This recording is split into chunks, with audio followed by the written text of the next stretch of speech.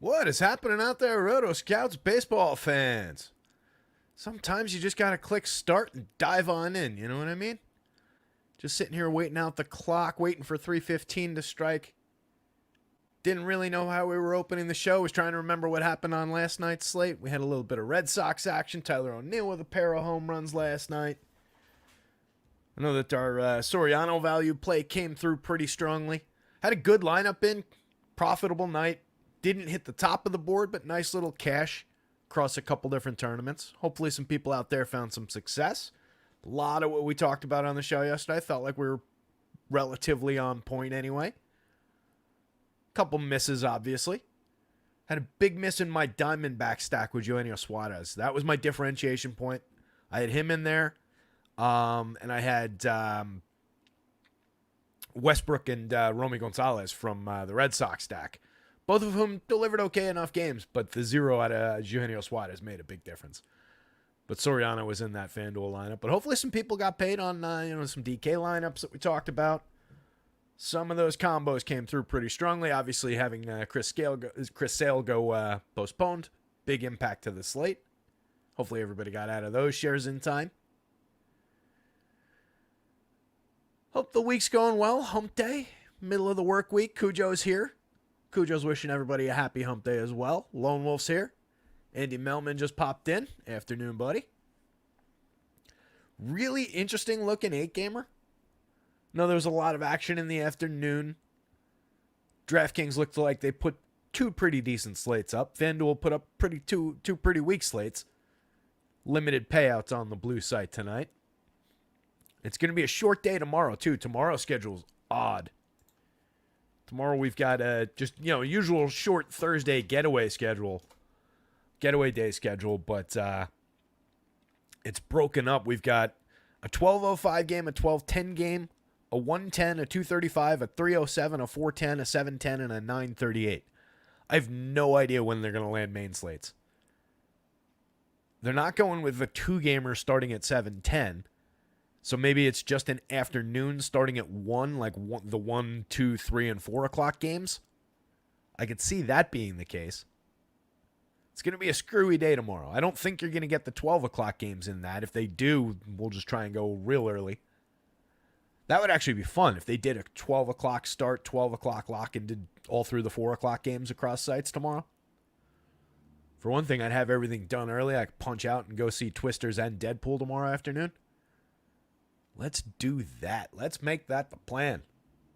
Twister pool tomorrow. But anyway, really interesting looking 8-gamer tonight. I think we've got a lot to work with tonight. I actually really like the shape of this slate.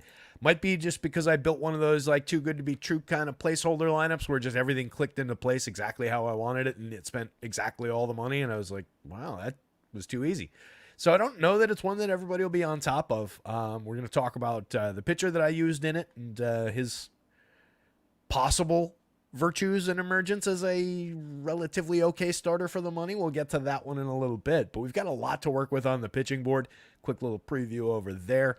Couple solid names up at the top, solid talents. We've got a couple landmines, though, that we'll talk about in the most specifically in the Dodgers and Giants game. Neither Robbie Ray nor Tyler Glasnow, even with his high projection, I don't think that either of those guys is going to be worthwhile because I think they've got limited ceilings. Glasnow's throwing about 75 pitches, Ray throwing about 80 to 85. So a couple limited options there. But we'll get into that in just a sec. Taking a look at the board from top to bottom. For one, we've got some weather out there, as usual. Let's see. Games that are actually on this slate. It's an important part of the equation. It starts here. Detroit, Cleveland, he's got green. Mets, Yankees, he's got green. It's been weird in another one of those just overcast, humid, rainy kind of days, but not actually raining in the New York area. And sounds like Ross got it right with just saying, I don't see anything heavier than a light sprinkle, like one of those little drizzle storms might come through, might not. Concerning one might be San Diego and Washington. That third game on the board there. That's actually, it's kind of an interesting game for our purposes. Pretty high totals on both sides in a fairly even game in Vegas. So it could be an interesting spot if it plays, but we know the Nationals are probably baseball's funkiest team when it comes to doing weird things about the weather, quick trigger postponements on days where it looks like they'll have weather windows behind the action. So I don't know. West Coast team in town, it's not ideal to scrap this game, but it's a concerning one. Roth has it as yellow, saying an isolated downpour or two. Coverage doesn't look all that impressive. I expect they likely play, but there's a chance of delay. Kind of want a Ross fence sitting take. So it's one to watch at least going into lock. That's basically how he had the Atlanta game yesterday. So just keep an eye on that San Diego Nationals game. Otherwise, we're pretty clean weather-wise. Top of the board, the Tigers at the Guardians. Just a 3.27 implied total. Tanner Bybee, one of the top pitchers on the board for Cleveland. Really checking the offense for the Tigers. Tigers have some interesting pieces in that lineup. Surging Colt Keith, Riley Green, obviously. But really looks like a good potential day for Bybee. On the other side, it's Jack Flaherty. He's keeping Cleveland in check. 3.81 implied runs for them. The only thing that's knocking Flaherty down projection-wise by just a couple of points compared to the other very high-priced pitchers is the low strikeout nature of the Cleveland Guardians on the other side. So might limit the strikeouts. He faced them 2 starts ago, only struck out 4. But then going back to early May, he struck out 6. Split the difference. Maybe it's a 5 strikeout game for Flaherty at price that might not pay the bills. Next game up, the Orioles and the Marlins. 4.53 implied total for the Orioles going up against Edward Cabrera. Looks like an interesting spot to consider some bats. Cabrera's got some talent. He's got some good stuff, but he really doesn't put it all together. He walks too many. Last time out, walked 5, struck out just 1, gave up a homer. Just 1 earned run somehow on 5 hits against the Mets. But seems like he got through that one on the skin of his teeth. Also hasn't completed the 5th inning recently. 4 2/3 in that one. He's only made a few starts.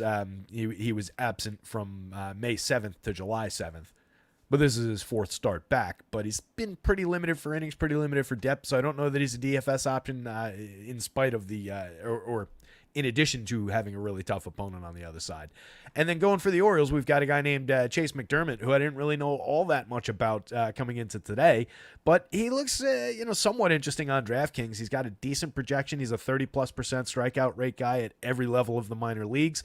He's 25, about to turn 26, so he's a little bit advanced for the minors, but not aggressively so.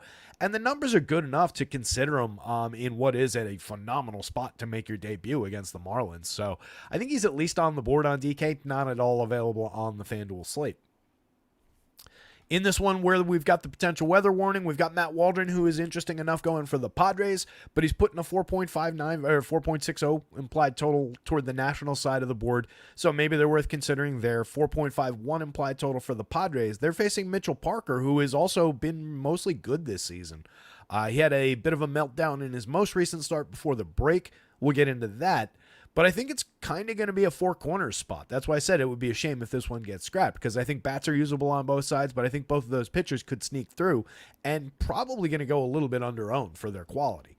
So it's a really interesting game. I hope we keep it. Subway Series game, 3.81 implied total for the Mets up against Garrett Cole. A little bit of power potential for the Mets, but overall Cole is basically back to form. He went 6 in each of his last 2. He struck out 7 and gave up 1 earned to Baltimore, struck out 8, gave up 1 earned on a home run to Tampa Bay. So a lot of faith in Cole. 4.79 implied total on the other side for the Yankees going up against Sean Manaea. Better version of the Yankees lineup today. Overall, just structured a little bit better. But I have pretty low faith in a lot of those hitters at this point outside of the big 2. The big 2 could do a lot of damage. Sean Manaea, up and down kind of a pitcher, not overly reliable for a ton of innings, but a decent enough strikeout pitcher that maybe he finds a few against the Yankees. That said, last time out, had kind of a clunker against the low-end Marlins, gave up 5 earned in 5 innings, struck out just 1, walk 1, 8 hits. Problematic start there. Against Colorado, the start before that, he was much better, struck out 9, but did give up 2 home runs, 3 earned in 7 innings. Moving on to the Rays and the Blue Jays, Jadiel Rodriguez against Zach Eflin in that one. Eflin going for the Rays.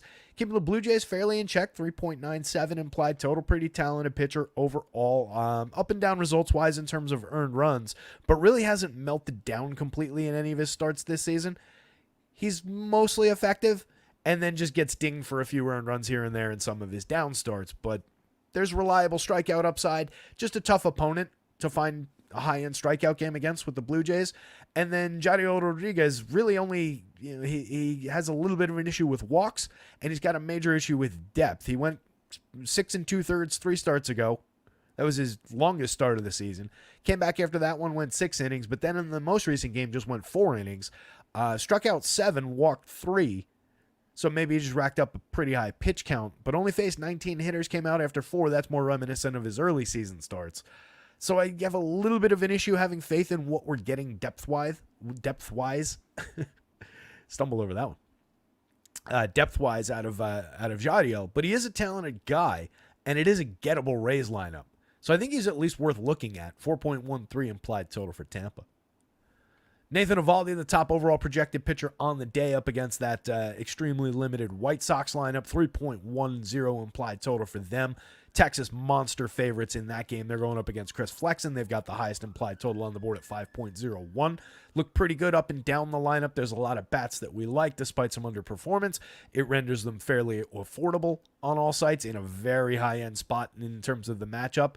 Really like the Rangers bats today, and I like Eovaldi a lot in that matchup as well. I think he's going to be popular and kind of obvious, but sometimes the obvious thing just kind of works. Diamondbacks at the Royals, 2 fairly healthy totals, 4.36 implied total on the Diamondback side. They're going up against Michael Wacha, who is a relatively good pitcher, fairly reliable for at least an average game most of the time, with a little bit of strikeout upside on the right night. Has had a few spots where he's given up a handful of runs, and then one ugly one where he gave up 7 earned runs to Texas. But good enough to get through this Diamondbacks team. At the same time, that's a 9-run implied total. I imagine the hitting environment in Kansas City, I haven't looked at the weather there, but I imagine that reflects a pretty good hitting environment in Kansas City today. 4.74 implied total on the Royals side. They're going up against Ryan Nelson, who unfortunately is that pitcher I was referring to earlier that we're going to have to talk about a little bit. I think he's kind of interesting. I don't love throwing darts at the Royals, but he's cheap. He's on a little bit of a roll, and I don't like looking at a little bit of roll kind of thing over 4 starts. It's happenstance a lot of the time. But there are demonstrable changes in what he's doing with his pitch arsenal that I think are worth exploring. So we'll talk about that in a minute. That said, I would build a very big wall of hedged Royal stacks against any Ryan Nelson share that I took. 4.74 implied total for a very good Royals lineup for DFS purposes is definitely interesting.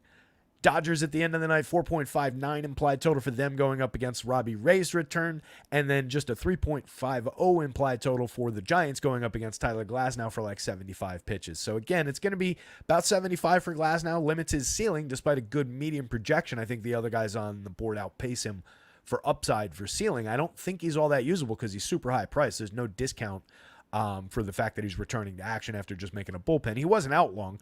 It was just like, one missed start. He last pitched on July 5th, and it's the 24th now with the All-Star break in between. So it was like, good timing on that trip to the IL, but it's been a minute.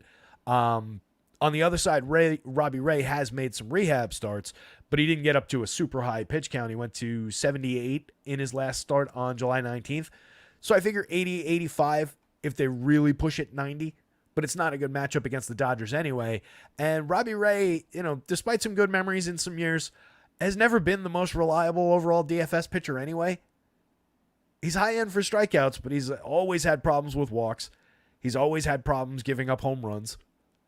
So I'm kind of leaning Dodgers here with a very healthy total on that one.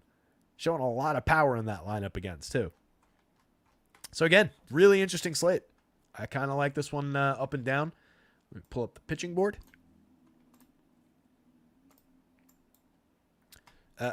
Jadiel doesn't belong in red. That was from yesterday.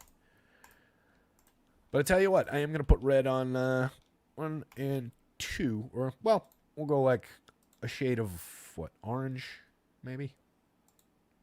Yeah. Just remember, either side of that one, and it most specifically applies to Glasnow, at 11,000 and 9,800, the most expensive pitcher on either site. He could hit these projections. He could hit 35 FanDuel points. He could hit 20 DraftKings points, maybe. but that's your ceiling. And I think you've got higher ceilings with Eovaldi against the White Sox. You've certainly got a higher median projection. Bybee against the Tigers. Flaherty, as good as he is, could find enough upside against that Guardians lineup. Garrett Cole against the Mets probably has more ceiling. So there's just a lot of more appealing spots when Glasnow's probably limited to could do this, but it's going to be this plus a strikeout level of points maybe. I don't think we're going into the 40s on FanDuel. I don't think we've got the pitch count. But obviously, very, very talented pitcher. Robbie Ray at least is priced down, 7,500, 7,200, and you're actually getting more pitches out of Robbie Ray than you are out of Tyler Glasnow. But like I said, Robbie Ray does lose a lot to walks and inefficiency a lot of the time, and especially when you're working inefficiently against a limited pitch count, it can be a really, really limited and short start for Robbie Ray, despite having the higher pitch count. And he's got a really tough opponent in the Dodgers. Between the two, Glasnow's got the much easier opponent in the Giants. Dodgers are low strikeout. That top end of the lineup is absolutely elite. And again, they're showing a lot of power against. So kind of concerned about that spot, even for the money, but at least it is discounted properly for the pitch count. Just much more comfy going up to Nathan Eovaldi against the White Sox, especially at 8,800 on DraftKings. That's a fantastic discount for that spot. That's a talented pitcher. There's a lot of reason to believe in Eovaldi having a very good shot at success against one of the worst lineups that we've been targeting all year in all of baseball. Last time out, he ran into a wall, but it was against the Orioles. 6 earned runs over 5 innings, struck out just 2, gave up 3 home runs. Problematic start. But the start before that against the Astros, he went 7, struck out 7, gave up an earned run, and he had gone 7 in 4 consecutive starts, including that one. So I think we'll forgive the meltdown. And I think we have plenty of faith in Eovaldi. Tanner Bybee, similarly, hasn't melted down. He had one bumpy start against the Angels all the way back on May 3rd where he gave up 6 earned runs. But since then, he hasn't given up more than 4. He's just given up 4 a few times. So sometimes you hit the wall a little bit with him DFS-wise where it's, all right, those I could have done without the 4 earned runs. Now you don't get the quality start. You've limited even your good strikeout days sometimes. Like one of those, he struck out 11, but gave up 4 earned runs, 2 homers, went 5 1/3. So you're not booking a quality start. He did not get the win in that game. So sometimes while he doesn't necessarily have a problem with earned runs, the earned runs that he does give up hamper him a little bit in terms of those bonuses and what the strikeouts are worth. If you're clawing back points from strikeouts instead of gaining points, it becomes a problem. Flaherty, again, just very, very high end, has been fantastic this year, just potentially limited by the low strikeout nature of the Guardians, and they're just a good team on the other side. But you can see where he projects. That's a terrific projection. That would be Slate leading on a lot of days. It's just these two guys are facing pretty low-end opponents. Talked about Glasnow already. Garrett Cole, pretty solid against the Mets. 10,000 on FanDuel, worth paying for, 9,400. Projectable ceiling comparable to these guys. I gave him a full 6. That's what he's gotten in the last few, but he's definitely got more than that if they unleash him a little bit more. I think we're basically working with full Cole, and the Yanks just go about things conservatively a lot of the time and pull pitchers after 6 innings. But again, 7 strikeouts in 2 games ago against the Orioles over 6, 8 strikeouts against the Rays in the most recent start, just 1 earned run in both. Just a tough opponent in the Mets. I give the Mets their due. That's a good lineup. So Cole's got his work cut out for him. A lot of times, as usual with Garrett Cole, it comes down to what's the damage done by the home run that he's going to allow. He'll probably give one up, as he usually does. Typically, it comes with nobody on base because he's very, very good. When it comes with 2 guys on base, it becomes more problematic, at least for your DFS upside. Eflin, again, at price, good enough to get through to at least, a little bit above these median projections. These are believable, and there's a little bit of ceiling, given that he does have decent strikeout stuff. It's just, again, a little bit of a tough opponent to find strikeouts against with that Toronto lineup. They're pretty good at limiting Ks. They don't do a lot else consistently or all that well as a collective. So I think Eflin's worth throwing. That's probably a both-sided opportunity, though. Chase McDermott, we talked about just a minute ago in the run-up, but just 8,000 on DraftKings, projects out pretty well. 30+% strikeouts at every level of the minor leagues, and a very soft opponent to be debuting against, and was pitching deep into minor league games to boot. He was going 6+, had gone 7 in a couple minor league games. We'll look at the game log when we get there. But I think he's worth considering on the DraftKings slate. I'm not sure how popular he'll get. FanDuel is not available, so you can just ignore that. Jadiel, I'm just curious about what the innings look like. I think he's talented enough to get to here, and then it depends on, are we going 5? Are we going 4 and change? Are we going 6+? What are we doing beyond this? So it's another guy where I question the ceiling, but at least he's appropriately priced for it. I think you can roll the dice on FanDuel and hope that you get to the 6th inning or through the 6th inning. He's got the stuff and the talent to find some Ks and beat that Tampa team while keeping them to a quality start level of runs. And at 6,500, I think he's just a worthy dart at SP2 regardless on DraftKings. Even if you only get 4 innings, there's strikeout upside. You'd rather obviously have 5, get the win bonus and everything with that. But at 65, that's a really playable dart. You do have my guy that we're going to talk about in a second down there at 61. There's a couple interesting value darts on the board, but Jadiel's one of them over there. Manaea, just a challenging matchup against the Yankees for all their struggles, for all the limited quality in that lineup. You've got Volpe maybe coming to life a little bit. You've got Glaber in the leadoff spot, so they're going righty heavy outside of Juan Soto, who's one of the best hitters in baseball. Aaron Judge obviously is a big danger spot. JD Davis can be problematic for lefties on the wrong day. Manaea's got the stuff to beat the Yankees for sure. He can get through 6. His depth of start comes and goes, but he's reliably gotten through 6 and change in a couple starts recently. So I think he's got some strikeout upside against the Yanks. 7,300 is a very good price for his talent on DraftKings. 86 on FanDuel is a little bit tougher to use, especially with some better looking value spots than targeting the Yankees in Yankee Stadium. But at 73 on DK, that's a worthwhile SP2 dart to keep in mind. Waldron, just a matter of whether that one plays as to whether or not you could throw some Waldron value darts at 81. Not super value, but just kind of effective enough mid-tier pitcher against a gettable enough opponent. Robbie Ray, think we're going to be limited by multiple factors, including the opponent, the talent, and or the bumpy parts of his talent. He is an elite strikeout pitcher when things are going well. But I think we're limited by the pitch count, the opponent, and so on and so forth. To get to Ryan Nelson again, 77 on FanDuel, phenomenal price, 6,100 on DraftKings, fantastic price. Projects out a little bit higher on the FanDuel slate relatively than he does on the DraftKings slate overall. I mentioned it at the top of the show, he's made a few effective starts in a row. I am in no way getting carried away with the results-based look at it, but some good opponents in here as well. Faced the Dodgers 4 starts ago, went 5, gave up 1 earned run, struck out just 3, walked 1, 6 hits. Not an elite strikeout option by any means, but in the 2 starts in between that one and his most recent, he faced San Diego, a low strikeout team in general. He went 6 2/3, 1 earned run allowed on 3 hits, struck out 5, gave up a home run, but just walked 1. Pretty effective start there for DFS. He got the win bonus as well. No decision for him in a game against Toronto in 2 starts back, but he went 7 innings. 3 earned runs allowed on 5 hits. It's effective enough start as a start. No walks. And he's very low walk overall, 5 and change walk rate. Struck out 5 in that one against, again, a fairly low strikeout Blue Jays team. And then came back in his most recent start. He faced the Cubbies at Wrigley, 5 2/3. Gave up 1 earned run on 3 hits. Struck out 9. The Cubs are a bad strikeout team against righties. They're 6th or 7th highest strikeout rate against right-handed pitching. But that's a really effective start. Again, I don't want to get carried away about just looking at game log results. It's not about that.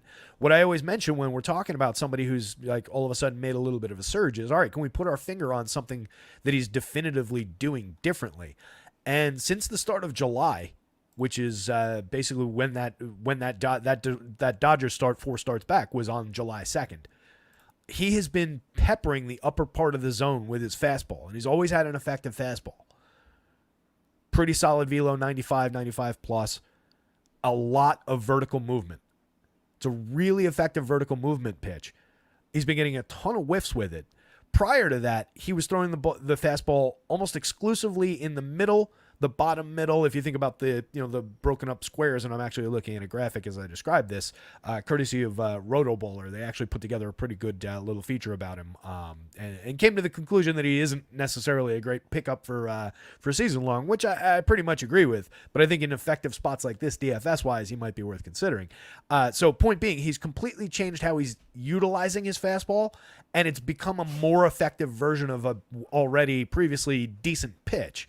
He's also thrown his slider a lot more. His slider's not at all a good strikeout pitch, but what it is very, very good for is inducing weak contact. And it seems like the combination of moving his fastball up in the zone with that vertical drop and a lot of whiffs on that fastball, and then getting guys out via the weak contact on the slider when he utilizes it, which he's done more, in combination with his already effective cutter that induces a decent enough whiff rate as well per StatCast when I was looking at it.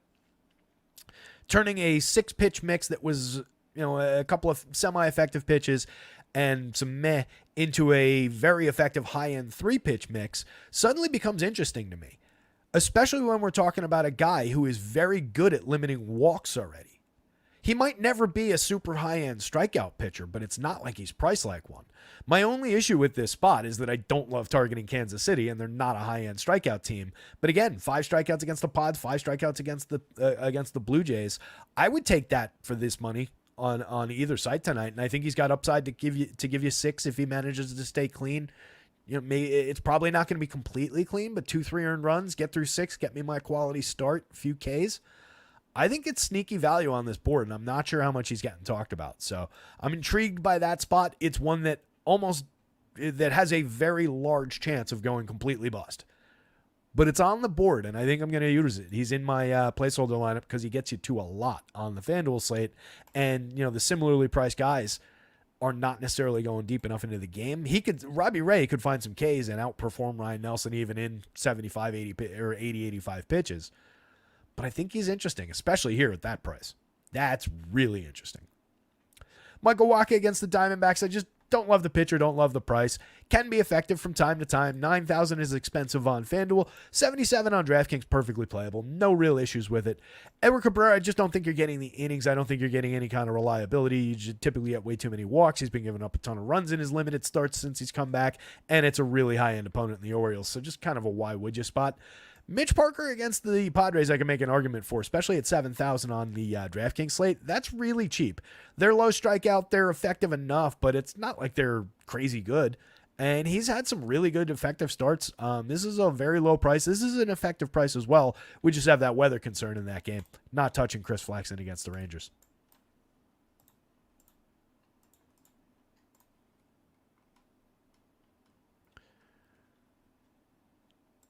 Lone Wolf seems to be on Robbie Ray.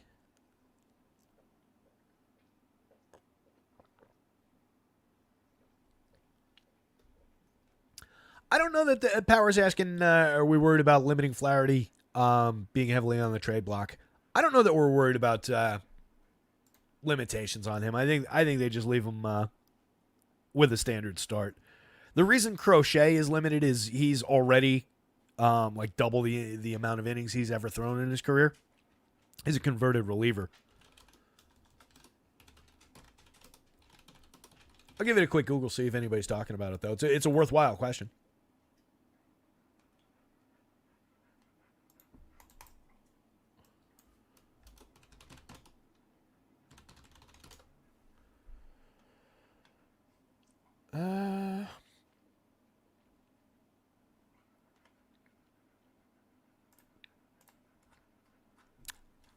I don't see anything really leaning that anybody's talking about him getting a limited pitch count here. If it's like a tiebreaker in the back of your mind, you've got a ton of money to spend between, you're looking at Jack Flash for $9,000, or you could get a Evaldi at 88, Bybee at 85, and you want to use that as your tiebreaker reason to do that while they're already higher projected and cheaper. I think that's perfectly fine as like a why did I go away from Jack Flaherty? If somebody like pushes you up against the wall later on and asks you, pokes her finger in your chest. A lot of times we overthink these things. We don't actually need these reasons to go away from it. But yeah, that could potentially be on the board, that it's like, all right, you gave us 6, held them to, a run, 2 hits, and you struck out, 5 or 6. We don't want to risk your arm in going out there for a 7th inning in a meaningless game. Just go take a seat so we can trade you. I could see that, but I don't think it's going to cut him short of 6 deliberately. If he's inefficient, if he's not pitching well, of course, that is a different story. But I don't think they're really looking at it as a spot where they have to limit him. 5 2/3 last time out, 6 innings to start before that, 5 2/3 for 2 straight starts going back before that. A big run of 6 and 6+ inning starts through May and into early June. Or actually, no, it was mostly just through May. So I think we're looking at the usual 6 innings. I think is fine. This is actually our first game up. So looking at Jack Flash, 9,000, 9,800, assuming we're getting our 6 innings, which is what he's projected for here. 102 thirds over 17 starts. He's got a phenomenal 32.4% K rate, and that goes against a 4.3% walk rate. When we're talking about strikeout to walk ratio, he's one of the best in baseball this year. 3.13 ERA with a better 2.48 xFIP. Having a 3.13 ERA and having your xFIP be more than a half a run lower is pretty terrific. Means he's pitching better under the covers than he is on the surface, and he's pitching pretty damn well on the surface. 14.3% swinging strike rate, 32.8% CSW, one of the best strike throwers in baseball right now. 33.9% hard hits. He's great at inducing limited contact. 11.1 degree average launch is not an aggressive fly ball trajectory. He's given up 3.83% home runs. He has been vulnerable to homers a little bit. 3 of those came 3 games back against the Angels of all teams. He's given up 1 home run in a bunch of starts, but it's kind of similar to Garrett Cole with as good as he's been for strikeouts and as limited as he is for walks. He's not giving up free passes. He's not putting guys on base. 0.96 whip.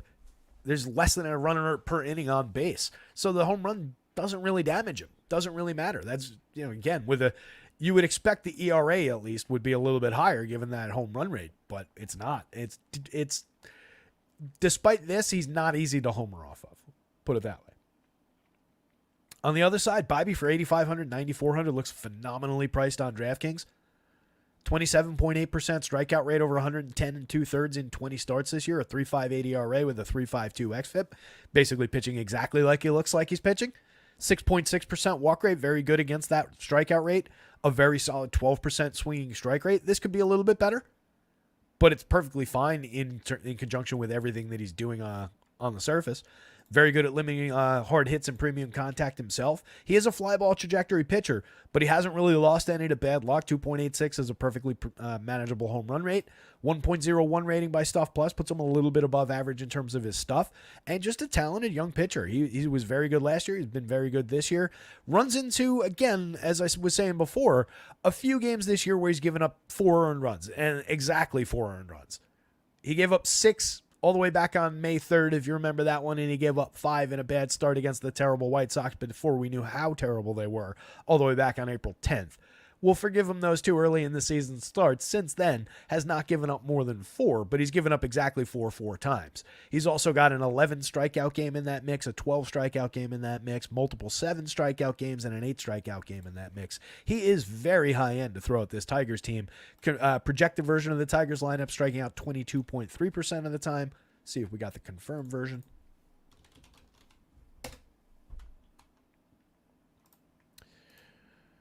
While we're looking, give our pals over at acemind.io some consideration. You cannot find a place to make your optimization and SimTools dollar go further than with AceMind. All the sports are included in their packages. You get baseball and there's football coming up. Great basketball optimizer and sim product, and a whole bunch of other sports that the guys have, and I know they're working on some other stuff. I was talking to them today. Might be doing some baseball shows in August with those guys. Just get together and do like a little co-show. Still got to reach out to Gunn. I promised at the very beginning of the season we would catch up with Gunn and do some shows together, and haven't gotten that done either. I'm just terrible at actually accomplishing some of these like communicating with people type goals. Very good at getting the stuff done for the site and for all of this, but actually reaching out and talking to our friends around the industry and making things happen, I've been pretty lax with. But sounds like we'll do some shows probably with Blaine over at AceMind, so that should be fun. But check those guys out, acemind.io. Promo code rotoscouts, all in caps, gets you 20% off your first month over there in addition to their already low pricing and in addition to their 3-day free trial off the top. So great site to check out. Meanwhile, hit the like button here on YouTube. Hit the subscribe bell if you haven't. Jump into our Discord if you've never done that. Website is rotoscouts.com. Check it out. All the projections are up there. Pitching projections, home run picks, top stacks, etc., etc., etc. And football, again, will be here before we even know it. I'm going to try and catch preseason football this year. No promises, but if there's interesting slates, I'll try and have something spun up. The issue with that is you got to do so much in-depth research about, the 10th wide receiver on a team who's going to be, to quote Major League, bagging groceries in a couple of weeks. So it gets a little problematic projecting those guys, but it's also fun, and people seem to want it. So we'll try and make that happen. Anyway, in this first baseball game that we're looking at here, so both pitchers firmly on the board. They both look great. Between the two teams, I'm more interested in playing Guardians against Jack Flash. Hopefully you do catch that short start, but they don't look like a great spot to me today. You are seeing a little bit of power of those Ramirez, Josh Naylor, and Joneski Noel through the middle of the lineup. All three of those guys are above the magic number, slightly above, and that's reflective of Flaherty's little issue, giving up 1-2 home runs every now and again. But once again, with that low walk rate, with the propensity to keep guys off the bases, I don't know that that adds up to a good stacking spot more than it reflects that one of those guys might hit a solo home run for you. So maybe if you're making home run bets, you could pick off Joneski Noel at a very good, plus whatever he is, and make a good bet there for a home run. But I think that's more what the Guardians look like today than they look like an actual good stacking spot. That said, they're very good at sequencing and correlated scoring. Like, that's what they do well. So out of all the teams in baseball who could say, all right, we will have a couple guys on base against that home run, maybe the Guardians are on that list. But I tend to lean toward Jack Flaherty. And then Tanner Bybee, I tend to lean toward him beating this pretty limited Tigers team. Colt Keith is good. Riley Green is good. There's a lot of meh around those guys in this lineup right now. Matt Vierling's having an okay season. He's at a 104 WRC+. He's got a 190 ISO. He's hit 12 home runs. I don't know that he's actually that good. Wencio Perez is all right in the leadoff spot. He's created runs 5% better than average, 151 ISO, 7 homers and 9 steals in 318 opportunities, but a limited 4.3% barrel, 30.3% hard hits. Doesn't strike out a ton. Medium talent right now. We'll see what happens from there. Switch hitter at least. He's cheap. Then the Tigers are going to be cheap, and they're probably not going to be overly popular against what will probably be a popular Bybee. But it doesn't really seem like a spot all that worth targeting. Again, Bybee, even if he gives up a few runs, tends not to get completely burnt. If you are looking at those Tigers, though, we'll start breaking down the offenses there. Again, Perez off the top, 39, 3,000, just a 2.88 on the home run model. Limited 316 on base percentage, but he has been involved for run creation. He's been one of the better players on a bad team this year. Colt Keith has absolutely been surging over the last 30 days or so. He's been terrific. He's up to 10 home runs on the season. Just a 143 ISO reflects the cold start more than anything else. 251, 308, 394. The numbers overall are slowly coming around. He's been a very good hitter over the last month, and he's supposed to be this guy. So no real skepticism about the surge from Colt Keith. I think it's just a player finding his footing. He is still absurdly cheap on DraftKings. 3,700 over there is very, very cheap. Matt Vierling for 4,000, 2,800. Again, performing well this year. 254, just a 292 on base. That needs to improve. His WRC plus would be higher with that. But he's been hitting for decent power, 10% barrels, 41.8% hard hits, 12 homers, a 190 ISO. That's effective. Green is easily their best player, 13% barrels, 45.4% hard hits. Strikes out a little bit, but draws his walks, 268, 360, 493. Creating runs 39% better than average on a bad team is pretty impressive. 17 home runs, 4 stolen bases on the year. He's easily their best player. Effectively priced at $3,400. That's not incorrect on FanDuel. It's probably about the same. It's roughly similar at against the DK cap at 5,000. That's about right. You could make them anywhere up to, if you wanted to make this imbalance the Tigers' value a little bit, you could make them up to probably 53, 54 over there. Get away with it. Marcana 38.29 across sites. A playable veteran part, just given his on-base abilities, his ability to get involved in create correlated scoring events. 103 WRC plus on the season against a 341 on base, 7 home runs, but not giving you all that much on any given slate. Not much home run upside. 2.88 on the model. Don't really love the spot. Carson Kelly does hit the ball pretty effectively. 7.4% barrels, 44.9% hard hits, over 195. It's amounted to 7 home runs, a 156 ISO, 106 WRC plus. Limited, low strikeout rate, decent walk rate. He's okay. 35, if you're compelled to go to Tigers, you could do worse than including a catcher at 35 on DraftKings. On FanDuel, I mean, he's not like a positional blocker at first base. You don't need to go first base util from this team. Kana's either skippable or could go into the outfield, and there's no other must-have first baseman. So you can look at him as a cheap first base option on the FanDuel slate if you were going to Tigers, but he's no reason to go to Tigers. Zach McKinstry, extremely limited. Sub Mendoza, sub 250 on base of 57 WRC plus. Gio Urshela, never been a good hitter, 252, 290, 340 over the course of this season. 4 home runs, pretty inconsequential bat, 77 WRC plus. And then Javi Baez, or the possessed corpse of Javi Baez that just continues to walk the earth and pick up baseball bats from time to time and futilely swing at pitches. 21.7% strikeout rate against a 3.5% walk rate, a 5.4% barrel, 37.7% hard hits for formerly a very good player. 178, 212, 239 this season over 226 opportunities. 1 home run, 6 stolen bases, a .061 ISO, and he's been 75% worse than average for run creation. I forget how much they're paying him, but it's a lot, and wow, is he stealing their money. Of all the cities to do something like that, too, Detroit doesn't need that.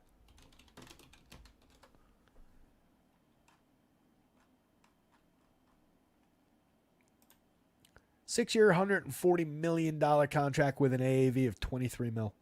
Oof. Making $25 this year.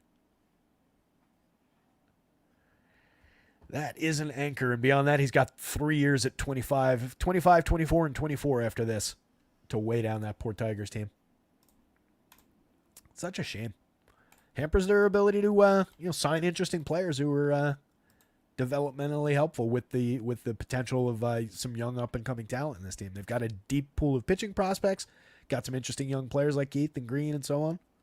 But that's going to be an anchor for a while. On the Guardians side, again, I would be more inclined to roster the Guardians between these two teams, but I don't think it's a necessarily great stacking day, even with a couple good bats here showing some power, and then a rookie bat there showing a little bit of power upside.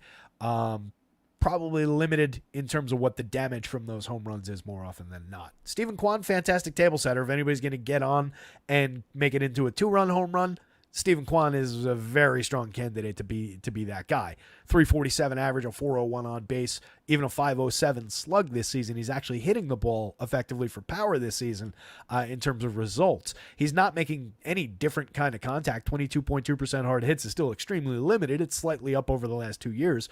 1.8% barrels is slightly up over the last 2 years, but it's still very, very limited in terms of power. But he's managed to hit 10 home runs on this season, 160 ISO.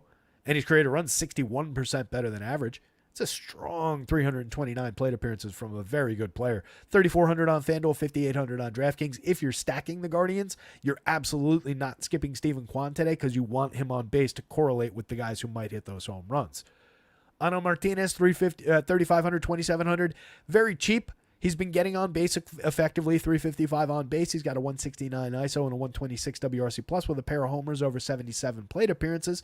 Not a lot of experience, but seems to be a fairly talented kid with the bat. So I think there's a little bit of upside there from either side of the plate for a very cheap price. He's an alternative option if you're stacking on DraftKings with that big discount to get another potential correlated scorer with the power there. If you had to have the savings, at least you're getting a 2-hitter for the savings at 3,500 from Stephen Kwan, and then you just go Martinez into the power bats. But I'd much rather have Stephen Kwan. Very limited sample so far for Martinez. Jose Ramirez is just a superstar, 24 home runs, 18 stolen bases, a 244 ISO, 133 WRC plus. Everybody knows about him. He's appropriately expensive, 10.92 to lead the team in the home run model. Josh Naylor at 10.36 in the home run model. A little bit of a discount on either side, 54 on DraftKings, 34 on FanDuel. If you just have to have one Guardian, not a bad choice. Lefty bat up against Flaherty, might find a little bit of power upside. 22 homers, 234 ISO on the season.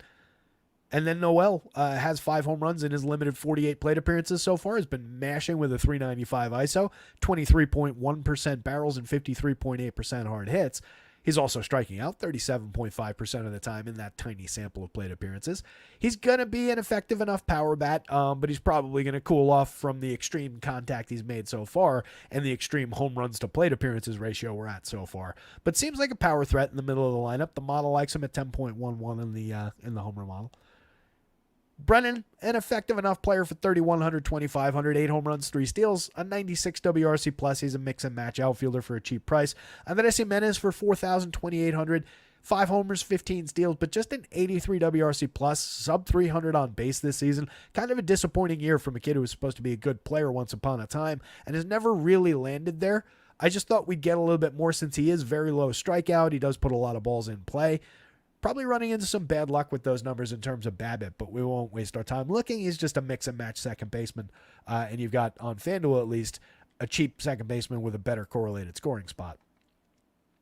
Daniel Schneemann, multiple positions on both sites, 4 homers, a stolen base, a 115 WRC plus with a 218 ISO is kind of interesting, over 117 plate appearances, 44.9% hard hits.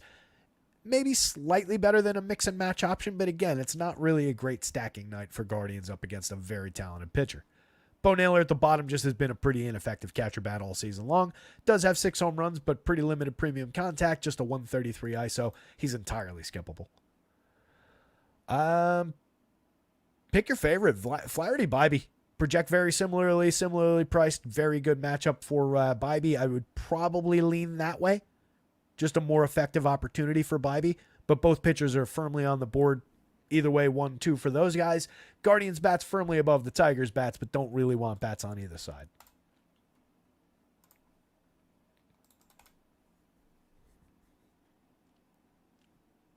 Yeah, Lone Wolf, I figure, when that came up, I figure we would definitely make that a part of the show over there. Just building one lineup, I honestly have not been running a ton of sims. I love their product. I used it all basketball season, and I think it's very high end. But as I've said, this has just been like single lineup summer for me, just for scaling back a little bit at the start of the season, and then was finding some success. And just honestly, as I've said before, a lot of joy in just actually like getting hands on and building the lineups. Took me back in time a little bit and getting away from the just spreadsheet focused mashing 150 lineups and taking a lot of crap in there and all of that, but obviously more bites at the apple and so on and so forth, the correct way to play at a high level. The way I've been building for baseball this summer, I haven't just been simming out all kinds of stuff. That's why I haven't been showing it on the shows, but the tool is very good and very effective, geared mostly toward 150 lineup or large pools of lineups anyway. But yes, we will get that integrated to at least those shows, and maybe as the season goes on, we get into August, maybe I'll make it more of a talking point here. We will see how it goes. Let's see if we got the Marlins in. We do. Jazz Chisholm Jr., big piece on the trade block as well. Almost certainly going to be playing for somebody else by the end of next week. But for now, he's leading off for the Marlins, going up against Chase McDermott. Again, making his debut, not available on FanDuel. Looks like a potential piece on DraftKings. We have no major league stats for him yet, but looking at the minor league numbers, I've mentioned this a couple times already. Every stop in the minor leagues, 30+% strikeouts. Every stop in the minor leagues, with the exception of limited sample at high A back in 2022, he had a double-digit walk rate as well. So there's bad in there with the good. But he's been pretty effective this year. 20 starts, 91 innings, 3.96 ERA with a 4.27 xFIP, 32.3% strikeouts, 13.5% walks. So again, the walks are a bit of a problem, but he doesn't give up a ton of power. He is potentially very good for strikeout upside, going up against a moderate strikeout lineup where most of the key hitters are high strikeout and they claw back a little bit of average. With a couple low strikeout guys toward the back end of the lineup who are non-threatening, like Otto Lopez and Xavier Edwards. So I think it's a high-end spot and potentially deceptively high-end. Again, through that top 5 in this confirmed version of the lineup, that's actually a 24.5% strikeout rate. And then a couple high-end strikeout guys down there. As long as he manages to control the walks against a team that does not draw walks all that effectively, seems like he's got upside at 8,000 in this matchup. And then Edward Cabrera, speaking of high walk rates, 13.1% over his 33 innings in 8 starts this season. Again, has been pretty limited in his return to action. He started from April 15th through May 7th, and then he was out from May 7th. He came out of that game after just 2 innings. And in those starts, he made a 6-inning start to begin the year on the 15th.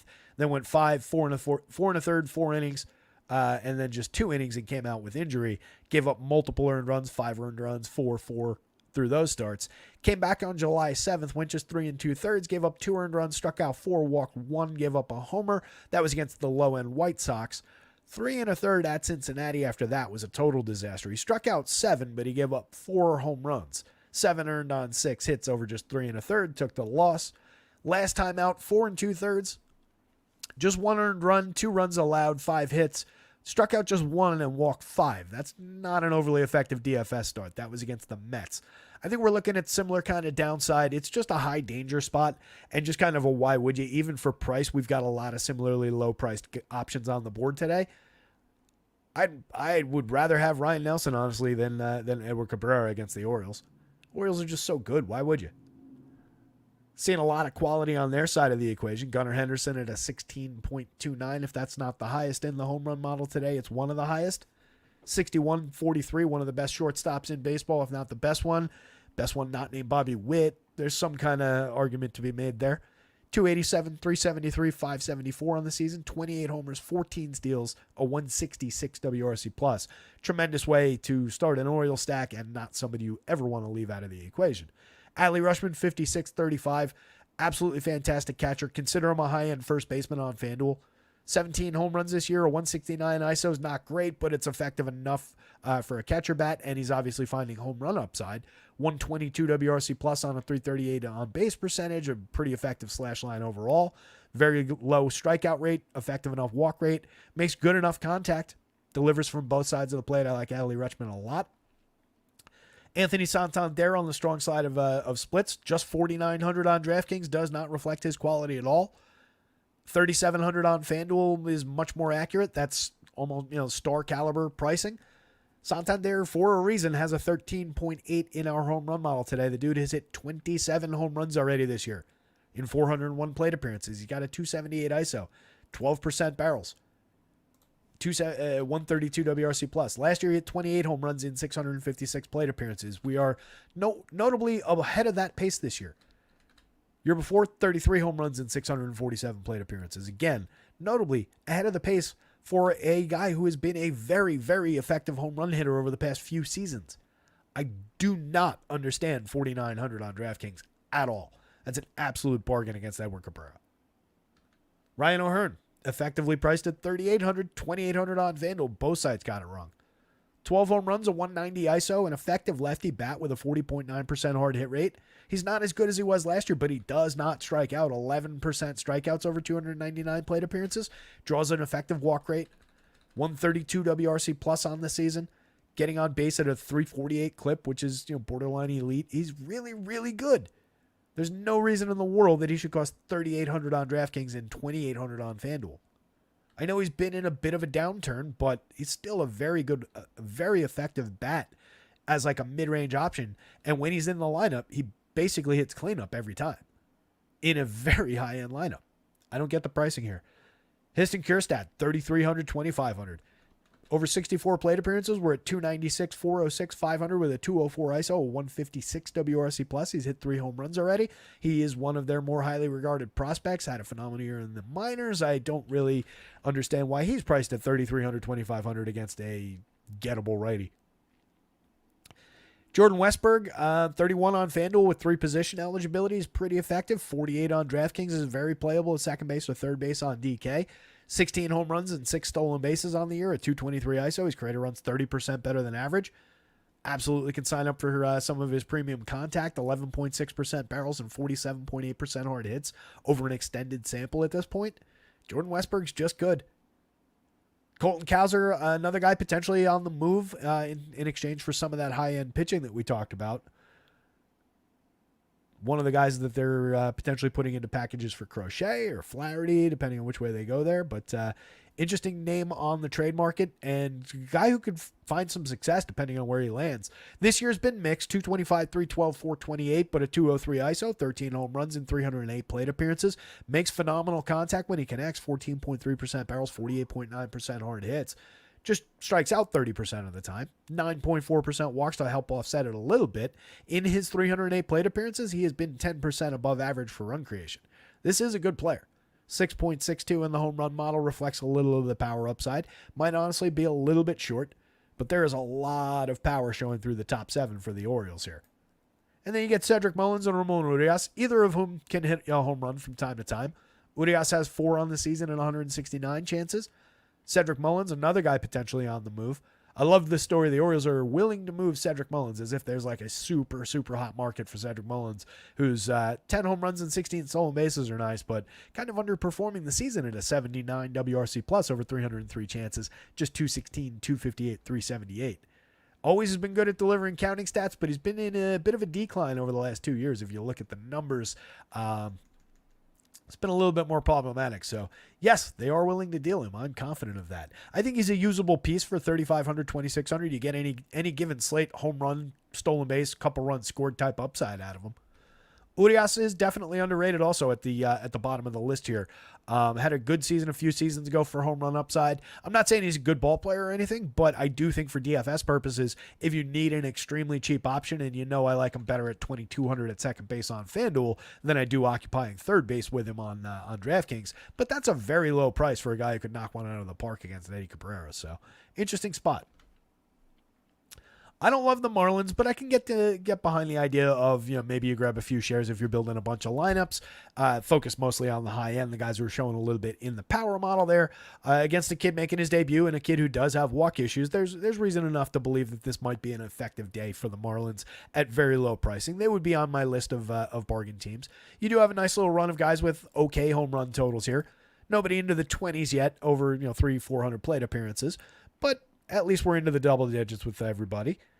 It's the usual suspects here. Jazz Chisholm in the top spot, 45.33. Their most expensive player across sites, and justifiably so. He's having an okay year, especially for just fantasy purposes. 13 homers, 21 steals, 105 WRC plus is all right. 251, 325, 412 is all right. 160 ISO is all right. He hits the ball fairly effectively, 11.1% barrels. That's down from last year. Hard hits are down from last year. Strikes out a little bit less this year, draws a few more walks. He's okay. It's not like he's priced like a superstar or anything, so I think he's very playable, especially 45 on DK. 33 is manageable on FanDuel, especially with the both sites with the second base eligibility. I actually like that. Brian De La Cruz has been hitting the ball hard all year. He's got 17 home runs to lead this team. Just a 167 ISO, though. No consistency, just a 284 on base. Pretty high strikeout rate at 26.3%. So, again, you've got 25% for Jazz, 26 for De La Cruz. 26.6 for Jake Berger. Mixed those names up as many ways as you possibly could have. Jake Berger at 26.6 and a low walk rate and limited output so far this year. 231, 272, 393 for him. 15 points below average for run creation. He's a cheap bat with power upside. Had a much, much better year last year. But this year he's a lot more vulnerable and very high strikeout guy all the time. So potential strikeout targets abound at the top of the lineup for this McDermott kid. And it could hamper the ability for the Marlins to sequence and create runs and really get a stack going. 20.1% K rate for Josh Bell is okay, but doesn't really make good contact this year. 228, 293, 358, just an 84 WRC plus. 10 home runs is okay, but it's over 417 plate appearances. He hasn't been good at all. You could probably do better at first base, but at least he's very cheap. He is a key bat if you're stacking Marlins, but he's not a reason to stack Marlins. Jesus Sanchez is arguably a more compelling reason to stack Marlins than pretty much any of these guys.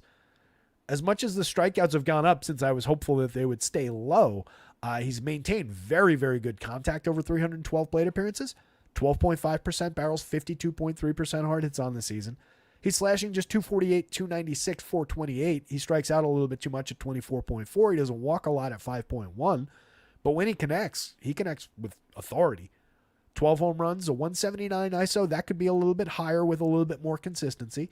6 stolen bases, a 101 WRC plus. One of the 3 guys in this lineup that are above average for run creation this year.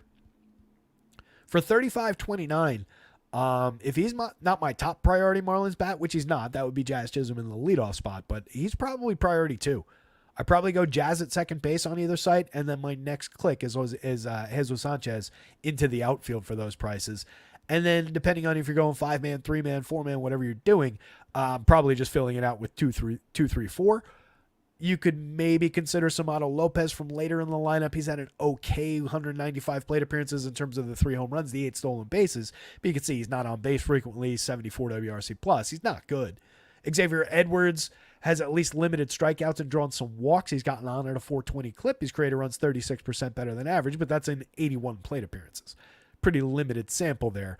But maybe you can mix and match your way through some shares of him. That said, shortstop on DK at 32, going to the 7 spot with a limited hitter in the Marlins lineup against a kid who might actually be good.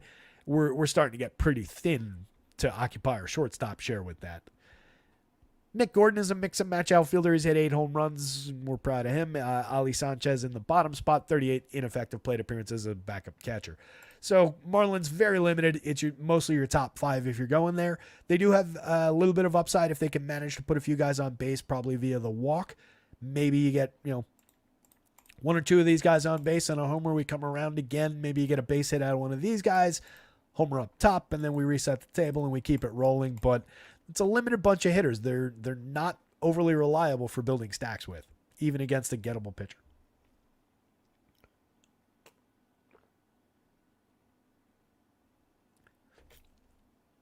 I think this goes pretty firmly. Orioles bats, Chase McDermott, but you only get him on DraftKings. And then really just dart throws from the Marlins.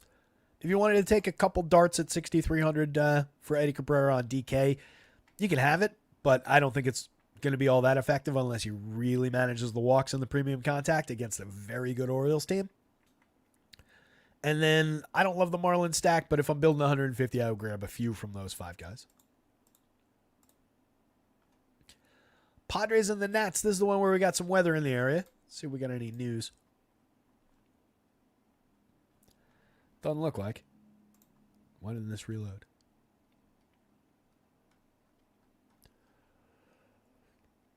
Oh, Byron Buxton hurt again. Left the game with a forearm injury. That sucks. Both these lineups are in, so we'll at least grab those.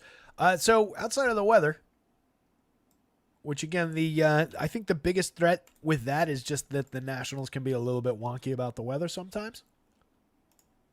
Would love to have had another W in there for alliterative purposes. Oh, I should have just said Washington. Damn it. Didn't think of it in time. Washington is wonky about the weather. But I think we're going to be all right. Seems like this one's got momentum to probably play. In which case, I think it's an interesting 4 corners game. As I was saying at the top of the show, both these teams in the mid-4s for implied run totals. But both of these pitchers are effective enough, both over the course of this season and in just individual spots at effective DFS prices against semi-gettable teams. The Padres, not a great matchup for Mitchell Parker. They're low strikeout, but he's been good enough that maybe we get some clean innings and get an okay cheap start. And then Waldron against the Nats, they're relatively non-threatening. There are some strikeouts in that lineup. There's also some low strikeout guys. He's not dominant, but he's interesting and he's frustrating for pitchers with that knuckleball. So I think it's a spot to at least consider where we're looking at bats on both sides and pitchers on both sides. Waldron at 81, 88 across sites, over 112 and 2/3 in 20 starts. He's giving you good depth of start. You get that a lot of the time out of knuckleballs because it's a low stress, low velo pitch. 6 innings in his most recent start, struck out 5, gave up 1 earned run on 6 hits to Cleveland. Just 1 strikeout, gave up 4 earned runs, 2 homers and 6 hits over 7 innings to the Braves 2 starts ago. The 1 strikeout is problematic, but the runs, despite not getting the quality start, even just 4 runs if you're giving me 7 innings, that's all right. That balances out okay if you're giving me more strikeouts. 6 Ks in the start before that, 3 runs allowed over 6 innings to Arizona. Effective enough start for your money there. 8 strikeout game, a few starts back against the same Nationals team is not predictive at all, but it's nice to see. So assuming the game plays 81, 88 across sites for Waldron, I think he's playable. 3.59 ERA on the season, a 4.24 xFIP, manageable whip. Not a huge swinging strike rate or CSW. More of the time you're getting just manageable contact via the knuckler. 32.3% hard hits is extremely low. 87.8 miles an hour of exit velo. Limited barrels. Stuff Plus is never going to like his arsenal, but it doesn't really matter. Is one of the pitchers where it doesn't really apply. Low walk rate, especially, for that knuckleball. So I think he's an effective enough pitcher to roll the dice with a few times here. It's just he's not exactly cheap. He's just in the middle of the board. So take your shares. He won't be all that popular. And then Mitchell Parker, 7,000, 8,300, 20.1% Ks on the year. Just a 5.5% walk rate is definitely interesting. 3.90 ERA against a 4.01 xFIP. He's been pitching well. inducing a 10% swinging strike rate, but a limited 25.8% CSW. Despite that, not really walking anybody, though. 40.2% hard hits is a little bit aggressively high, 89.5 miles an hour of exit velo on an 8.5% barrel, and a relative fly ball trajectory could become problematic, but he's managed to get through with it. 3.17% home run rate. You could easily say, 2 more long balls and that's a 4+, and I agree with that. It's probably happenstance that he's managed it that effectively. So that could be a problem. The low strikeout rate could be a problem. But it's not like the Padres are a runaway freight train of a baseball team here. They're pretty gettable. I could see him going deep into the game. When it completely melted down in his last one. 2/3 of an inning. 5 earned runs, 3 hits allowed, struck out 2, walked 2 in that sample. How the hell do you allow 5 earned runs on 3 hits and 2 walks in 2/3 of an inning while you strike out 2? That's a weird line. I didn't see that. I don't know what actually happened there, but got yanked after that, obviously, just 2/3 of an inning. But the start before that went 7 against St. Louis. 1 earned run, 2 runs allowed, 6 hits, struck out 6, walked 1, gave up a homer. Gave up 3 home runs problematically against the Mets the start before that one. 6 innings, 5 earned runs, struck out 5. That's okay. Had a couple good starts. Primarily goes, 5 innings or pitches into the 6, 5+. Completed the 7th twice, pitched into the 7th one other time this season. So I think you've got upside for 6 semi-effective innings for a fair price on DK at $7,000. He's in the mix for SP2 shares at worst. That said, it is a low spot projection-wise by comparison to some of these other guys. But I have more faith in him from down there than Eddie Cabrera to have any kind of upside. Nelson's an interesting one. Jadiel maybe is interesting by comparison. But I think he's at worst playable. 83, as long as I can think about a 6th inning there, mix and match piece on FanDuel that doesn't project out all that differently from some of these guys. And then looking at the bats, Luis Ariz at the top of the Pods lineup, always an interesting bat for just getting on base, providing correlated scoring, give me 4 hits and just opportunities ahead of Profar, Bogarts, and Manny Machado. That's what he's paid to do. 111 WRC plus this year. Not as effective as he was last year, but still doing Luis Ariz things and tremendous upside for just balls in play. You can see 5.5% strikeouts and 3.9% walks. He's putting bat on ball basically every plate appearance. Profar for 45, 32, manageable pricing for a guy with 15 home runs. That said, we're down to a 299, 388, 470 slash line. It's still very, very good over 412 plate appearances. He's still got a very good 41.5% hard hit rate. Maybe we cool off around the edges in the second half. We'll see where he ends up, but a 150 WRC plus is no arguing with the past production over this first, 3/4 of a season or 2/3 of a season. It's just what lies ahead. There's nothing necessarily predictive about this. Xander Bogaerts for 39.27. We've got a much longer track record of success with Xander Bogaerts. Between the two, I believe in a bigger second half for Xander Bogaerts being more realistic than for Profar. Good as Profar has been this season. That said, Bogaerts is at a 76 WRC plus. He's got a long way to go to find quality, but at least he's very cheap. He fits in at second base for a good price on DK. Shortstop and second on FanDuel for $2,700. If you're going to pods against a gettable enough pitcher, definitely on my list of high priority bats. Manny Machado scuffling his way to 13 home runs, just a 152 ISO, but still creating runs effectively at a 108 WRC plus. Still hitting the ball pretty hard, 47% hard hits, 8.5% barrels. Just hasn't really been sharp this season. Strikeouts are a little bit up, walks are a little bit down, but the price has gone down right alongside the performance basically all year long. So I think he's just, even for this version of Machado, I think he's just appropriately priced where you can roster him with no problems, and he's still got a pretty high ceiling. So no issues going there. Very high priority bat. It's probably like 1, 2, 3 in terms of priority, and then Profar 4, and then either one of these guys, or actually any one of these 4 guys as my next man in. And it is a quality bottom end. I'll give the Padres that. This lineup, as I said at the beginning of the season, if you remember, this lineup is a lot deeper than it had been over the past few seasons, where it was just super top heavy through the top 3, and then you couldn't really use much else. This year, this is a much better, deeper lineup. You've got Kyle Higashioka carrying his 11 home runs over 140 plate appearances. We know what we like about that bat, and that's the premium contact that he's always been capable of delivering. That said, he strikes out nearly 31% of the time. He only gets on base at a 257 clip. Home run or bust from Kyle Higashioka in the 8th spot, but he's carrying a 9.36 in the home run model to lead the team today. So somebody worth considering for a catcher share or two at 3,200 on DK. Mix and match as a first baseman. Everybody else with first base eligibility has at least positional flex.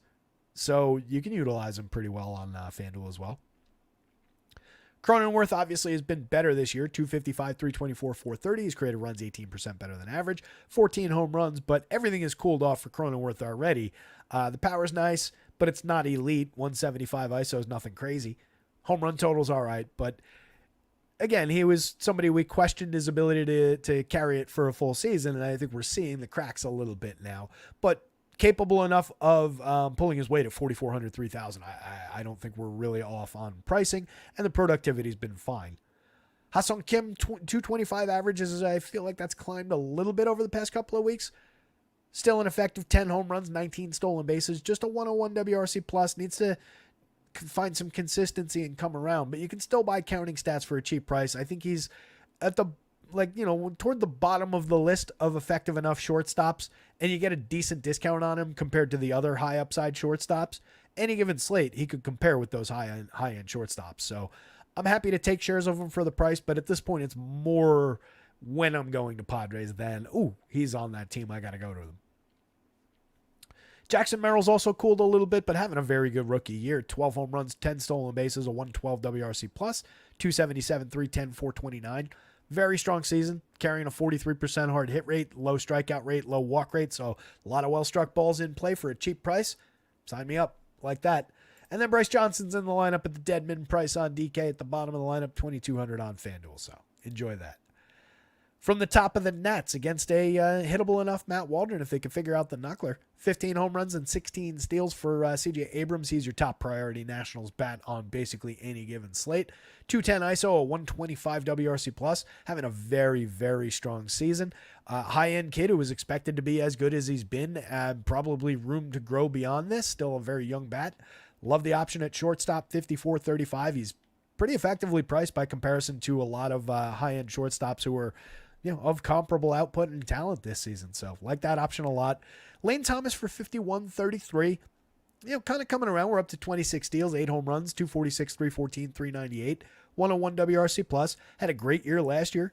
Decent amount of faith in the bat, 41.6% hard hits, relatively low strikeout rate, and he's cut like 4 points off of it from last season. So effective enough second banana in national stacks. Jesse Winker for just 3,900, 3,100 against a gettable righty is interesting. 11 home runs, a 169 ISO. Fair contact, not great contact. A lot of barrels, but not great for hard hits. But a player who can draw his walks, 14% walk rate on the season for Winker. Nice bounce back year for Jesse Winker overall. Carrying a 376 on base and a 130 WRC plus over 364 plate appearances. He's a guy who's kind of lost in the weeds the last 2 years. Missed a lot of time with injuries since leaving Cincinnati after that strong season a few years back. I like Jesse Winker. I'm happy to see him back, and I think he's a usable asset at 3,100 on FanDuel. He's a very cheap piece to work in national stacks at 3,900 on DraftKings. And I'll tell you what, Juan Yepez right behind him at 3,300 is very interesting. Over 59 plate appearances, extremely small sample. We're dealing with an excellent contact profile. He's got a home run already, 208 ISO, 377, 441, 585 in that stretch. That's, again, very, very short sample. Last year, over a similar 65 plate appearances, he was pretty awful. Year before that, though, he was downright interesting over 274 opportunities. He had 12 home runs. He had a 194 ISO, a 109 WRC plus.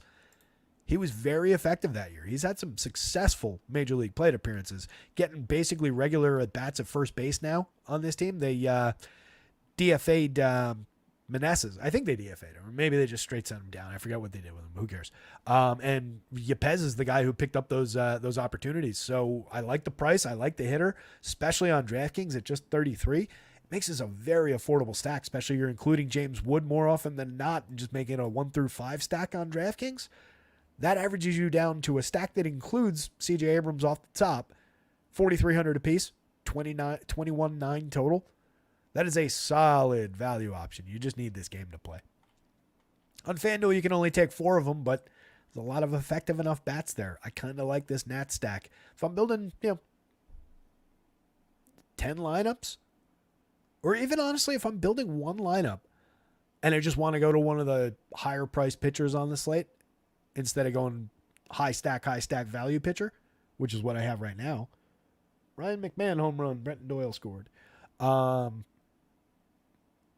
The Nats would be in the mix for some of those value shares. They're probably one of the better value looking opportunities on the board given some of the quality in these bats. Going down a little bit further, Luis Garcia, 4,500, 2,900, having an effective season. He was off to a hot start, kind of cool a little bit. And overall, we're at 275, 306, 435. A 160 ISO for a hitter like him is not bad. 8% barrels, 39.7% hard hits. Pretty effective. Both up over last season. 107 WRC plus, and he's got 11 home runs and 12 steals. He's been effective enough for DFS purposes. Very cheap at second base. Cheaper on FanDuel, 29. That's about the same. 29.45. Riley Adams, a catcher with a 42.2% hard hit rate, but a 30.2% strikeout rate. 2 home runs. No cough button. Sorry. 2 home runs on the season for Adams. Typically a player we're looking at when they're up against like a weak lefty. He's got very strong platoon splits over time. But since he's in there, since you're probably considering some national stacks, if you want to grab a catcher, he could work at that very low price. Dead min price on FanDuel. Trey Lipscomb, Jacob Young at the bottom of the lineup. Both guys effective enough for speed. Neither guy really effective at getting on base or actually creating runs. But they can steal you bases if they happen to find themselves at first base. Maybe you just lean into one, take a bump, get to first base, steal a bag, wrap yourself around, and then score a run on a C.J. Abrams home run. I could see that. A lot of inconsistency down here, but there's a little bit of sneaky quality. This goes, again, 4 corners and probably Nationals bats, Padres bats, Matt Waldron, Mitchell Parker. I think that's right. Nats are kind of an interesting value stack, gotta say. Subway Series. 4:32. This slate does start at, 6:40? We'll be out of here in plenty of time. Yeah, 6:40 start time. We've got both of these lineups. Let me grab them.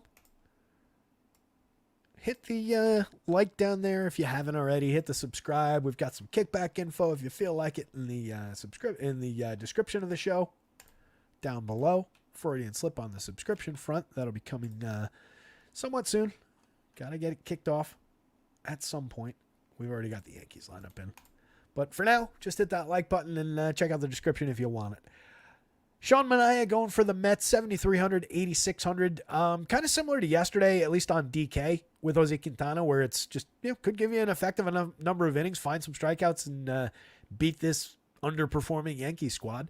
Couple of danger spots in the lineup for sure, but Manaea is good enough to get through. 22.9% strikeouts this year, 3.73 ERA, a 4.30 xFIP, a 10.7% swinging strike rate.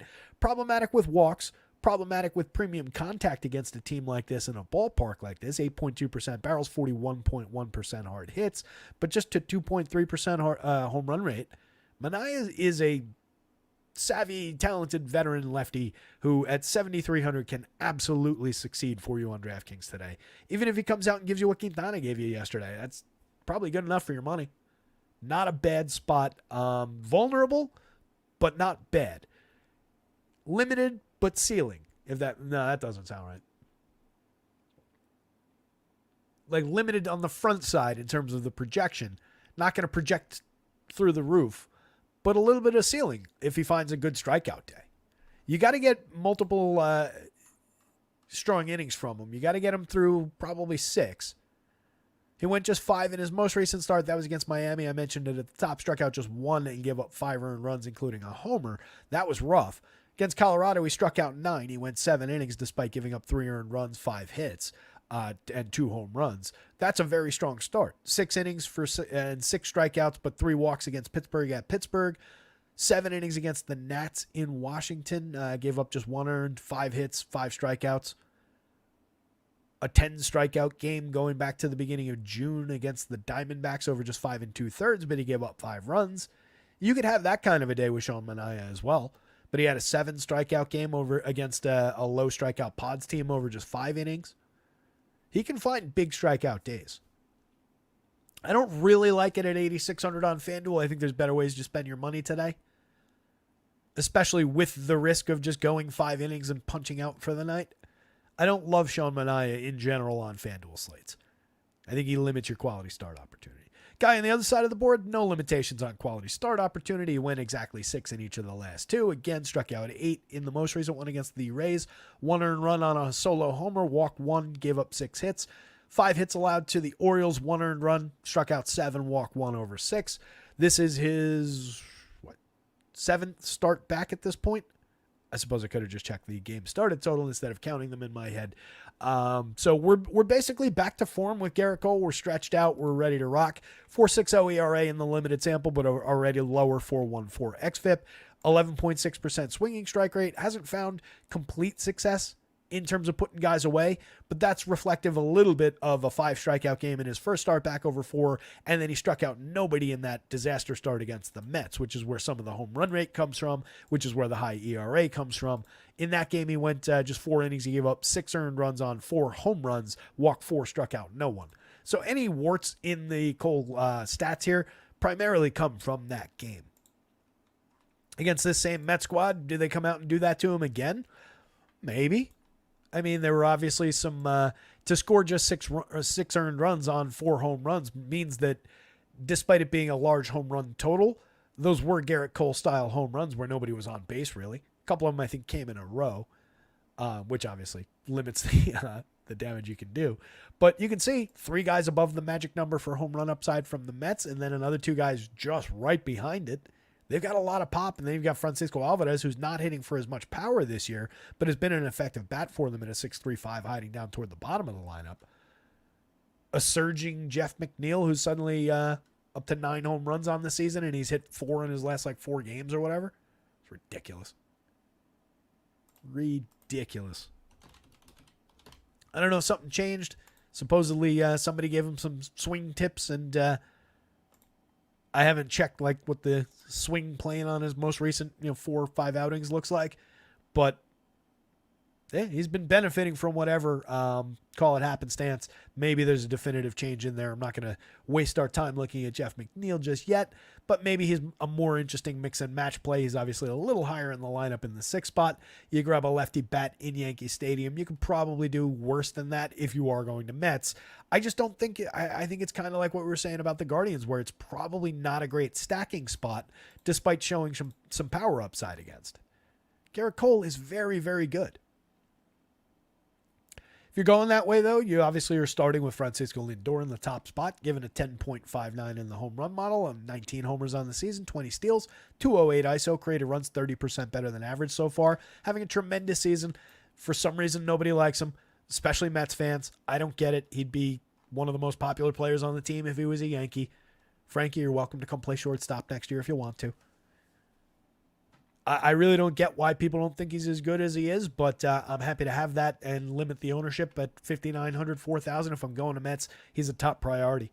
Brandon Nimmo, lefty in Yankee Stadium, 5,500, 3,500, tons of home run upside for him, 9.41 in the home run model. He's making better contact probably than anybody on this team this year. 16 home runs, 9 steals, a 194 ISO, 130 WRC+. The results in terms of the front end of the triple slash are a little bit mixed, but he still gets on base very effectively with a 354 on base, so he's not at all home run or bust. He can get involved just by drawing some walks, getting on and reaching first base, even if he's not putting one in the seats for you. JD Martinez, Pete Alonso, Mark Vientos, a trio of right-handed power bats in the extreme sense. Martinez could easily have been above the magic number for home runs today. He's got 10 on the season and 300 plate appearances, making terrific JD Martinez-like contact. The results outside of the home runs, he hasn't had as many doubles maybe fall for him this year, but a lot of power left in that bat in terms of the home run upside. Pete Alonso with an 11.75 in the home run model. Mark Vientos with a 10.84 and costs just 4,500 on DraftKings, where they are just way behind the curve. Alonso 19 home runs this year, 208 ISO, 121 WRC+. Vientos 12 home runs in just 215 opportunities, a 245 ISO, 16.6% barrels, 44.1% hard hits, and a partridge in a pear tree. He is way too cheap on DraftKings. Too cheap on FanDuel as well, honestly, at 3,000. But a high priority guy for value if you're going to the Mets stack today. And honestly, with all four guys above him being, they could each individually be maybe a little bit more expensive, but as a collective, that's an expensive group of hitters. So you need the Vientos offset, or you're going to like Jeff McNeil for even cheaper at 3,300. Multiple positions at least out of Jeff McNeil, and again, surging a little bit. Lefty bat in Yankee Stadium, a former batting title winner. It's not, it was largely slap hitting and BABIP based, but he was at one time a very effective average hitter and could set the table. If he managed to find that stroke again, or just become a power hitter now somehow, maybe he's interesting for a very cheap price. Jose Iglesias has been very effective for them over exactly 100 plate appearances.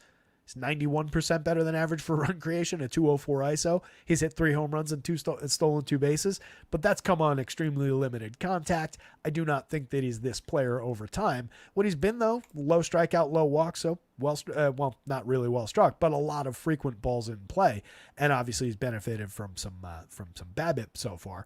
But a mix and match guy at worst with multi-position. Alvarez, again, tons of power ability, but this year we're more focused on over 172 opportunities anyway. Good average, very good on base percentage, creating runs 30% better than average. He's managed 4 home runs. He's making very good contact. So effective catcher bat late. And then Tyrone Taylor, capable of going deep against Garrett Cole. 9.4% barrels on the season, over 211 plate appearances, 5 home runs, 6 steals, just a 157 ISO, no regularity of opportunities, but he's a guy who hit 10 home runs in 243 chances last year and had a great year 2 years ago in 405 chances, hit 17 home runs, had a 209 ISO, and created runs 2% better than average. On the Yankee side, again, I do think it's a more effective and more well-constructed version of this lineup today.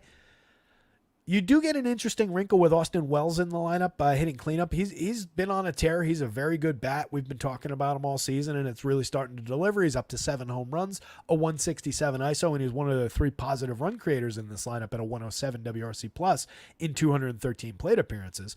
Lefty, Wells hasn't really gotten a ton of chances this year. They've been mostly going with a platoon focus, but getting his bat into the lineup now, hitting cleanup today, putting a lefty in there, even against a lefty in Yankee Stadium is always compelling, and he's a very cheap catcher bat in a fantastic lineup spot.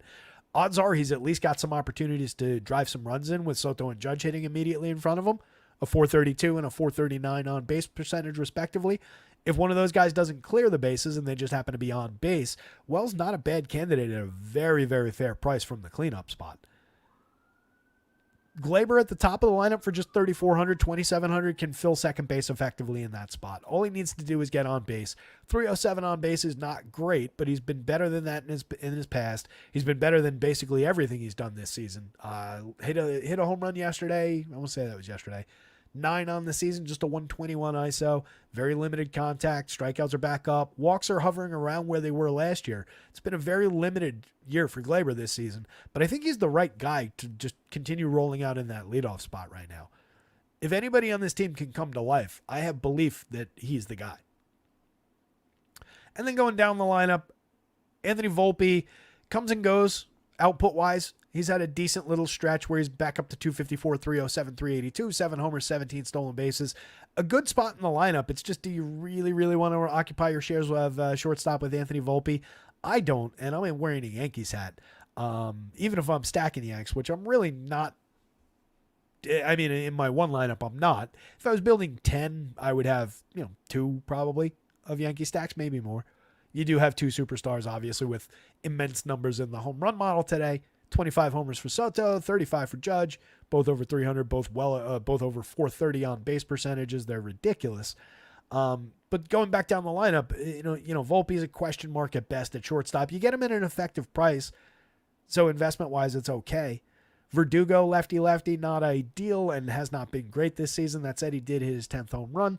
Maybe he bounces back for a month or so, but mediocre at the plate at best. JD Davis has been mediocre all season, but he in former life, and actually the contact has been good this year. 8.9% barrels, 44.6% hard hits. The output just hasn't been great. Just a 122 ISO on that. 4 home runs in 153 plate appearances and a very limited slash line. He's a better player than this. He's a better hitter than this. But really, you're just kind of looking to buy cheap right-handed power if you go to Davis. Probably a better 2,100 at the corners investment on FanDuel than 3,200 on DraftKings. DJ LeMahieu for 2,800, 2,400. Another guy who once won a batting crown. Really limited over 150 plate appearances. Tough to believe in DJ at this point.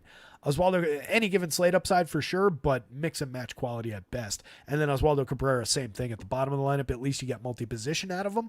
He's very, very cheap, but he's not all that good in terms of a hitter. 247 average, 293 on base. Just a limited 345 slug, a .099 ISO, and an 83 WRC+. Garrett Cole, Mets bats. Nah, that's silly. Can I do that? Yeah, why not? They rank out better. Garrett Cole, Mets bats, Yankees bats, Sean Manaea. Everything's at least a little bit playable. Not that it's anything official or anybody's keeping track, but I question myself on whether I should rank the Mets ahead of the Yankees just because they're facing Garrett Cole. On talent, man for man, that's a better lineup, and that's why I do put it ahead, because there's a higher average in the projections, so that's what won out for me. Rays and the Blue Jays. Rays lineup is in. So again, with Yadier Rodriguez, all we really need is some kind of surety of innings. He's an effective enough pitcher when he pitches. 3.67 ERA, but a 4.23 xFIP. That's manageable. 1.37 whip is high. 12.9% walk rate is way too high. 24.5% strikeout rate, though, hovering around 1 and 4 is very good. 10.2% swinging is all right, but a 26.3% CSW. You can see where some of the walks might come from. Limited barrel rate, 5.5% barrel rate against is pretty solid for avoiding premium contact. But within that, a 41.8% hard hit rate, despite just 88.6 miles an hour of exit velo. Kind of mixed results in terms of the actual contact. The results in terms of home run downside haven't been bad. 2.04% home run rate. 96 rating by Stuff Plus across the full arsenal. He's okay. He's very, very cheap. 65 on DraftKings. I do think you can throw some darts at this 26.3% strikeout rate in this confirmed Rays lineup. Even if he only gives you 5 on DraftKings, as long as he manages to not lose too many guys to walks, and this team can draw some walks, you could get there. 78 on FanDuel. I'm a little bit more concerned about the short start there. He did have the 2 starts where he went 6 and 6+, but by and large, we've seen this be like a 4-inning pitcher. So call it 5 maybe. 6 innings, 2 starts ago against Seattle, 6 strikeouts, 6 2/3 against Houston, 6 strikeouts, allowed a run in that one, no run in the Seattle game, just 1 hit in the Seattle game, 3 hits combined over those 2 starts. Just again, that oddly short start, 4 innings, 7 strikeouts, but 3 walks, 2 earned runs, and 4 hits allowed to 19 Diamondbacks, but came out after 4 in the last one. It's problematic. So I question it a little bit here. But I do like the strikeout upside a lot. 26.3% strikeout rate here. This is what could be a problem for him, though. 10.6% walk rate confirmed for this confirmed version of the lineup. A lot of double-digit walk rates in there. Last year, same group of hitters was at 9.8, so it's not like it's deceptively high.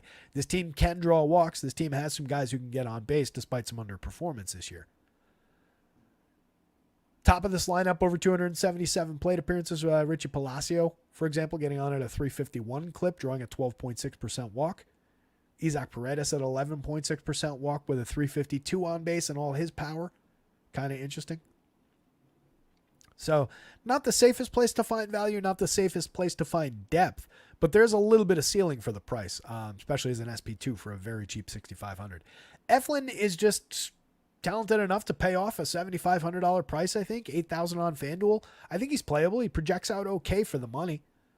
4.14 ERA, but a little bit better. 3.80 xFIP underneath that. A 9.1% swinging strike rate is not ideal, but it's okay. 28.2% CSW is not bad compared to a lot of the numbers we've seen on this slate. 93 by Stuff Plus obviously puts him in his place a little bit. That reflects the average nature of the starter, but he doesn't lose a lot to premium contact, doesn't lose a lot of home runs, 2.97% home run rate on 35.7% hard hits and 6.8% barrels, and 19% strikeouts could obviously be higher, but a 3% walk rate against that makes it a decent enough ratio for me. If we're targeting Blue Jays who are low strikeout already, I'm just looking for a guy who can deliver some clean innings, and I think for our 75, 8,000 across sites, 6-7 clean innings out of Eflin is not completely out of the question here. He went just 5 in his last start. That was against the Yankees. He gave up 4 earned runs, struck out 5, but walked 4. That was a problem for him. Gave up 7 hits. No home run. So, that run came through sequencing, came through the problematic walks, but that's a uniquely high, that's an outlier game for him as far as walks. In every other start this season, he walked either 1 or 0 hitters. Outside of one other start, he walked 2. He's very, very effective at keeping guys off base and inducing, weak and medium contact, which is what you want to do to get through this Blue Jays team. So again, the low strikeout rate mashes with the low strikeout rate. Those are basically identical numbers. Maybe he finds 4 or 5 strikeouts along the way. Maybe he punches his way up to 6. We're probably not getting beyond 6. It's probably more like 4 or 5. But I think 6 or 7 effective innings with a quality start is definitely on the board. Between the two teams, I probably would be more inclined to chase the downside of Jadiel and then get into the bullpen with those Rays bats. And again, they're effectively priced just like in the lower mid-range. Nobody above 4,400 on DraftKings. Nobody above 3,200 on FanDuel. That's a pretty good little value stack. If you're thinking of it in terms of I'm going to try and exploit the 12.9% walk rate with, again, a bunch of guys who can draw walks, and that same group of guys that draws the walks, while being fairly high strikeout for most of them, is their pool of effective power bats and guys who do all the interesting DFS stuff already anyway. So I'm getting both attributes from the same group of players at a very good price, targeting directly what the downside of the pitcher is. That starts to compound good reasons that the Rays are an interesting value stack tonight. Palacios, again, a 351 on base, 5 homers, 16 steals, a 109 WRC plus on the season. Doesn't hit the ball overly hard, but very good at drawing walks, getting to first base, setting the table for the premium power bats that follow. Isaac Paredes has 16 homers and a 195 ISO over 406 plate appearances. Very good power bat, despite limited contact. Just one of those guys that defies some of the X numbers, defies what the power looks like it should be, and finds his way to home runs. Finds his way to productive days, a 131 WRC plus. Brendan Lau, premium contact galore from Lau, out of Lau for years now. He's up to 11 home runs in 201 plate appearances. That's fantastic home run to plate appearance output. 244 ISO, a 132 WRC plus. The only guy above the magic number, but you got another few guys hovering around it in their lineup. Randy Arozarena continuing a little bit of a surge, a mid-season surge. 15 home runs, 15 steals, up to a 183 ISO, 108 WRC plus.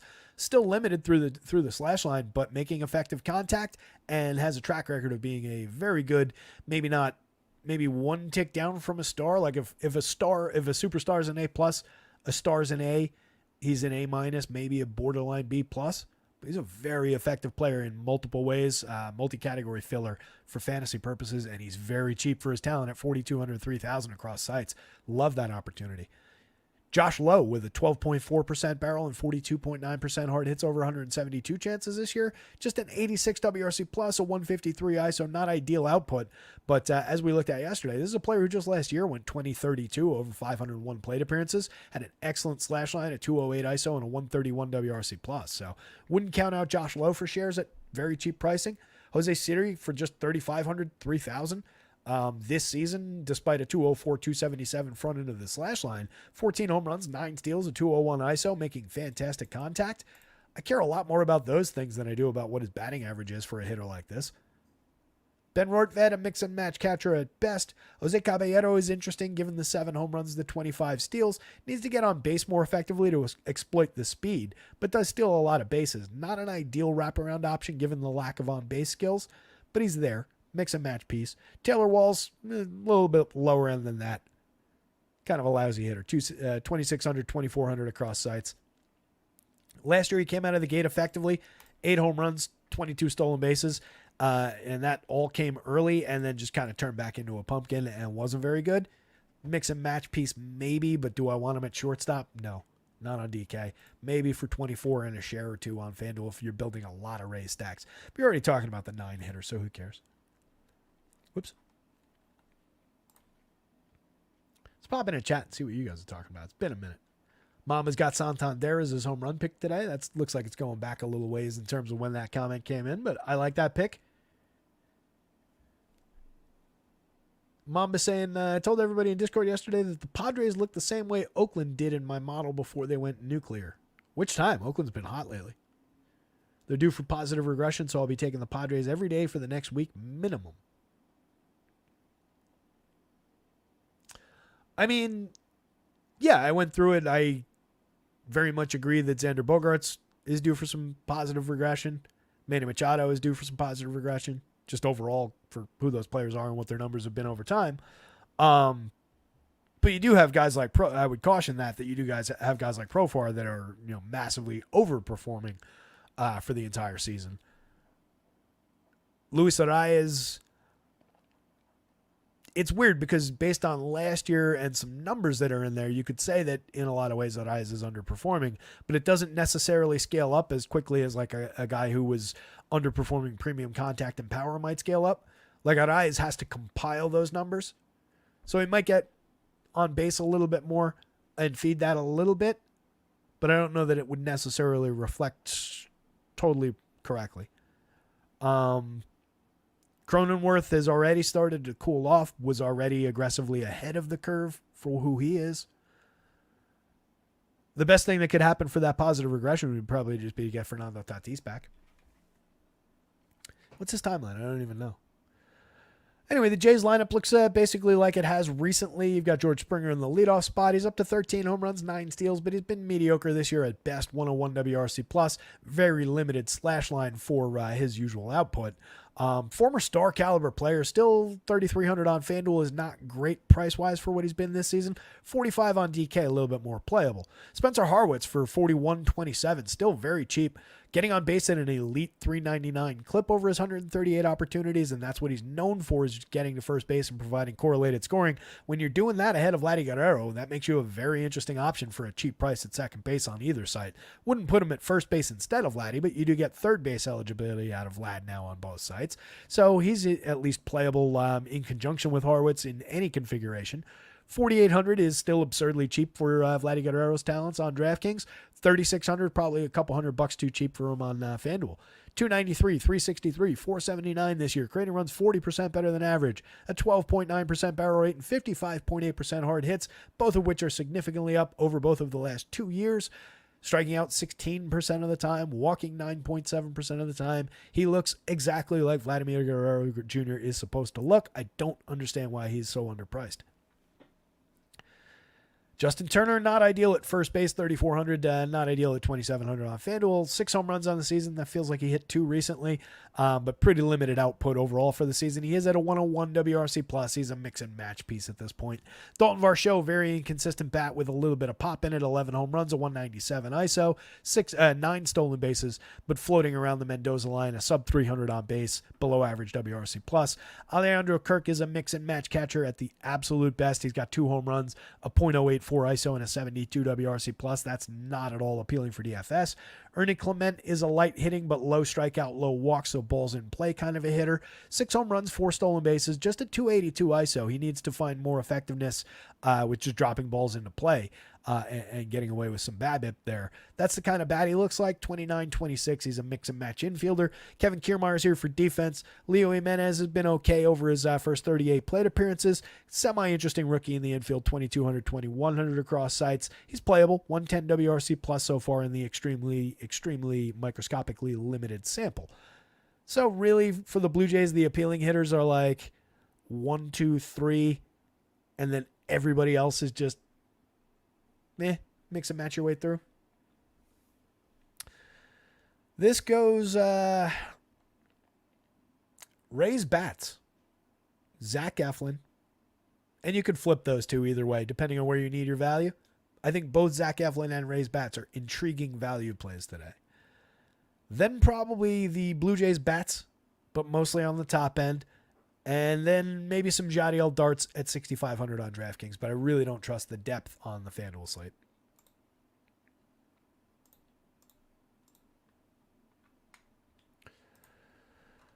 Super targetable game for offensive upside and an elite pitching option in this one. And then nothing on the top side of this entire game. Nathan Eovaldi going up against the extremely low-end White Sox is your top pitching projection on the day, and somehow he only cost $8,800 on the DraftKings slate. Over 99 innings in 17 starts this year. He's pitched to a 23.6% strikeout rate. He's got a 3.36 ERA, which is very, very good. 3.46 xFIP, which is very good and indicative of the quality being extremely accurate to the reality. 12.8% swinging strike rate is elite. 29.2% CSW is very good. He's given up a little bit of hard hit, but it's on an 8.5 degree average launch angle, so I don't particularly care. 3.27% home run rate could probably honestly be a little bit lower. There's probably a couple bad luck incidents in there. Overall, Nathan Eovaldi is a very good pitcher and has plenty of upside against this team. Last time out, he ran into a wall against Baltimore. I talked about this at the beginning of the show. Struck out just 2, gave up 3 home runs. 6 earned runs on 8 hits, went just 5 innings in that one. 4 starts in a row before that, he went 7 innings. 7 strikeouts, 1 run, 8 hits against Houston at Houston, 5 strikeouts, a home run, 2 earned on 4 hits over 7 against Tampa Bay. Shut out the Padres, 1 hitter over 7 innings, 6 strikeouts, no walks. And then got through 7 against the Brewers, but ended up giving up 5 earned runs, 2 homers, 4 strikeouts. So outside of the recent 3 home run game and then 5 starts back at the end of June, that 2 home run game, pretty clean through most of these, 1 home run here and there, couple of earned runs here and there, but a very high-end pitcher against a very bad lineup with a 25.8% strikeout rate in the projected version. We'll see if we got the confirmed. Of course we do.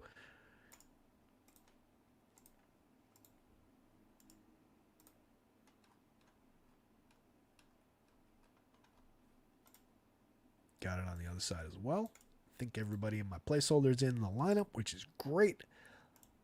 I expect the Rangers will be popular. I expect Nathan Eovaldi will be popular. I don't particularly care. As we've talked about many times, it is so much more about the combinations that you're using than any individual piece or even what a collective looks like. It's the collective ownership is more important, obviously.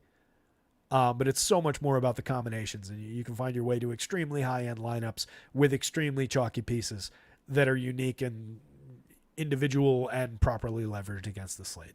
It's not difficult to do in baseball. On the White Sox side, Chris Flexen checking in with, as we continue to highlight, I believe among qualified pitchers, that's got to be the lowest stuff plus rating.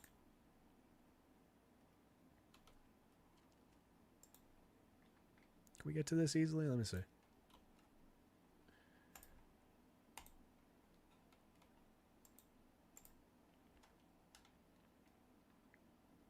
Oh, he doesn't even qualify. Even when we include all the unqualified pitchers. Chris Flexen ranks his 53 ranks dead last among anybody with more than 4 innings pitched. Emmanuel Rivera, who is a position player, has thrown 4 innings this season. He's got a negative 44 stuff plus rating. Actually, everybody with a worse mark for stuff plus than Chris Flexen this season is a position player.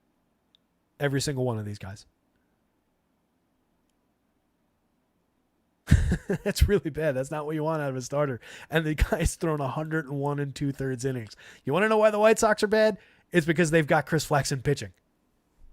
5.22 ERA, a 5.11 xFIP, giving up nearly a 4% home run rate. I'll give him that he's not really giving up a ton of hard hits. 36.4% hard hits is very manageable. 88.9 miles an hour of exit velo is okay. Walking too many at 9.3%, not really striking anybody out at 17.1, and giving up an 8.4% barrel rate. This is an extremely, extremely targetable pitcher. Love the spot for the Rangers at the highest implied total of the day. One of the higher pools of projections up toward the top of this lineup with some manageable pieces down the bottom of the lineup. So a lot of different ways you can build with an effective collection of Rangers bats. We'll dive into it. First, we'll look at that White Sox lineup, though. Because, again, they're very low end. Even as an angle into the slate, outside of like Lubob one-offs, I don't really need much White Sox. It really has not worked out all that frequently, despite always being low owned. They're just not good. Lou Bob's great. 11 home runs, 12 steals. Can't wait till he's a Mariner or a Philly or whatever he's going to be. 238 ISO, 111 WRC plus. Can't get him off this team fast enough. He's very cheap. 4,900, 3,300. Just not a great matchup overall. But if you're taking anybody out of the White Sox, you're taking him. Andrew Benintendi's awful. Tommy Pham is okay. 4,000, 2,800, 268, 337, 384, a 106 WRC plus. A little bit of pop, a little bit of speed, but decidedly average, kind of just another outfielder. And again, in a bad lineup, in a bad spot, matchup-wise. Andrew Vaughn, not great, 3,600, 2,700. He's up to 11 home runs, but just a 149 ISO, 11 points below average for run creation. Eloy Jimenez, at least, knock on wood, stays healthy. We'll see. 5 home runs, 3 steals, not great, 110 ISO, 82 WRC plus. Kind of mix and match quality at this point, but at least you're getting elite level contact when he does connect. And he connects frequently, just an 18.3% strikeout rate. Just the results have been really bad. So maybe it's a little bit more bad luck in there. He's very cheap for his upside. Your priorities are 1, 2, and then whatever's in between them if you need to fill out a third man. Brooks Baldwin has looked pretty bad over his first 17 plate appearances. We'll give him a little bit of room to grow. Dead man at second base. If you happen to be building a lot of White Sox stacks for some reason, you can include him. He's very, very cheap. He does have a little bit of prospect pedigree. Has not been good in finding his footing yet. Nicky Lopez is a contact-focused hitter who's not really doing that. Paul DeJong is a power-focused hitter who has delivered that, but nothing else. 17 homers, a 197 ISO, but still 9 points below average for run creation. Chucky Robinson is going to be a mix-and-match catcher. 3 plate appearances. He's 1 for 3, it looks like. Can't say I know all that much about Chucky Robinson.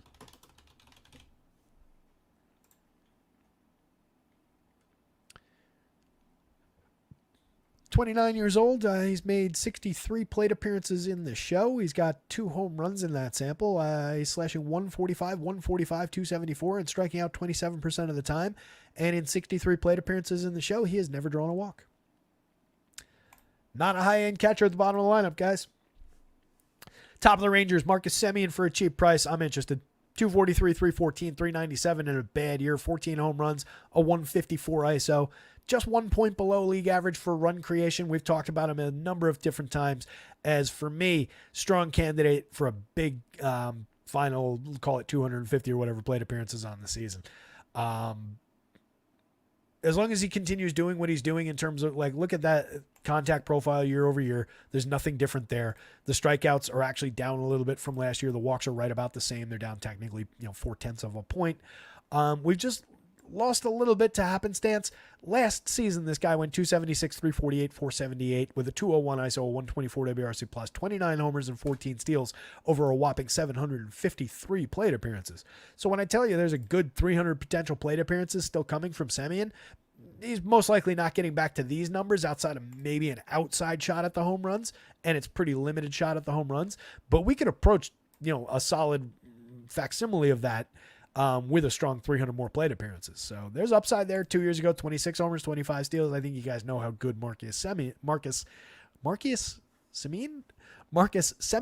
I don't know what I was trying to say there, has been over time. He's just gotten cheap.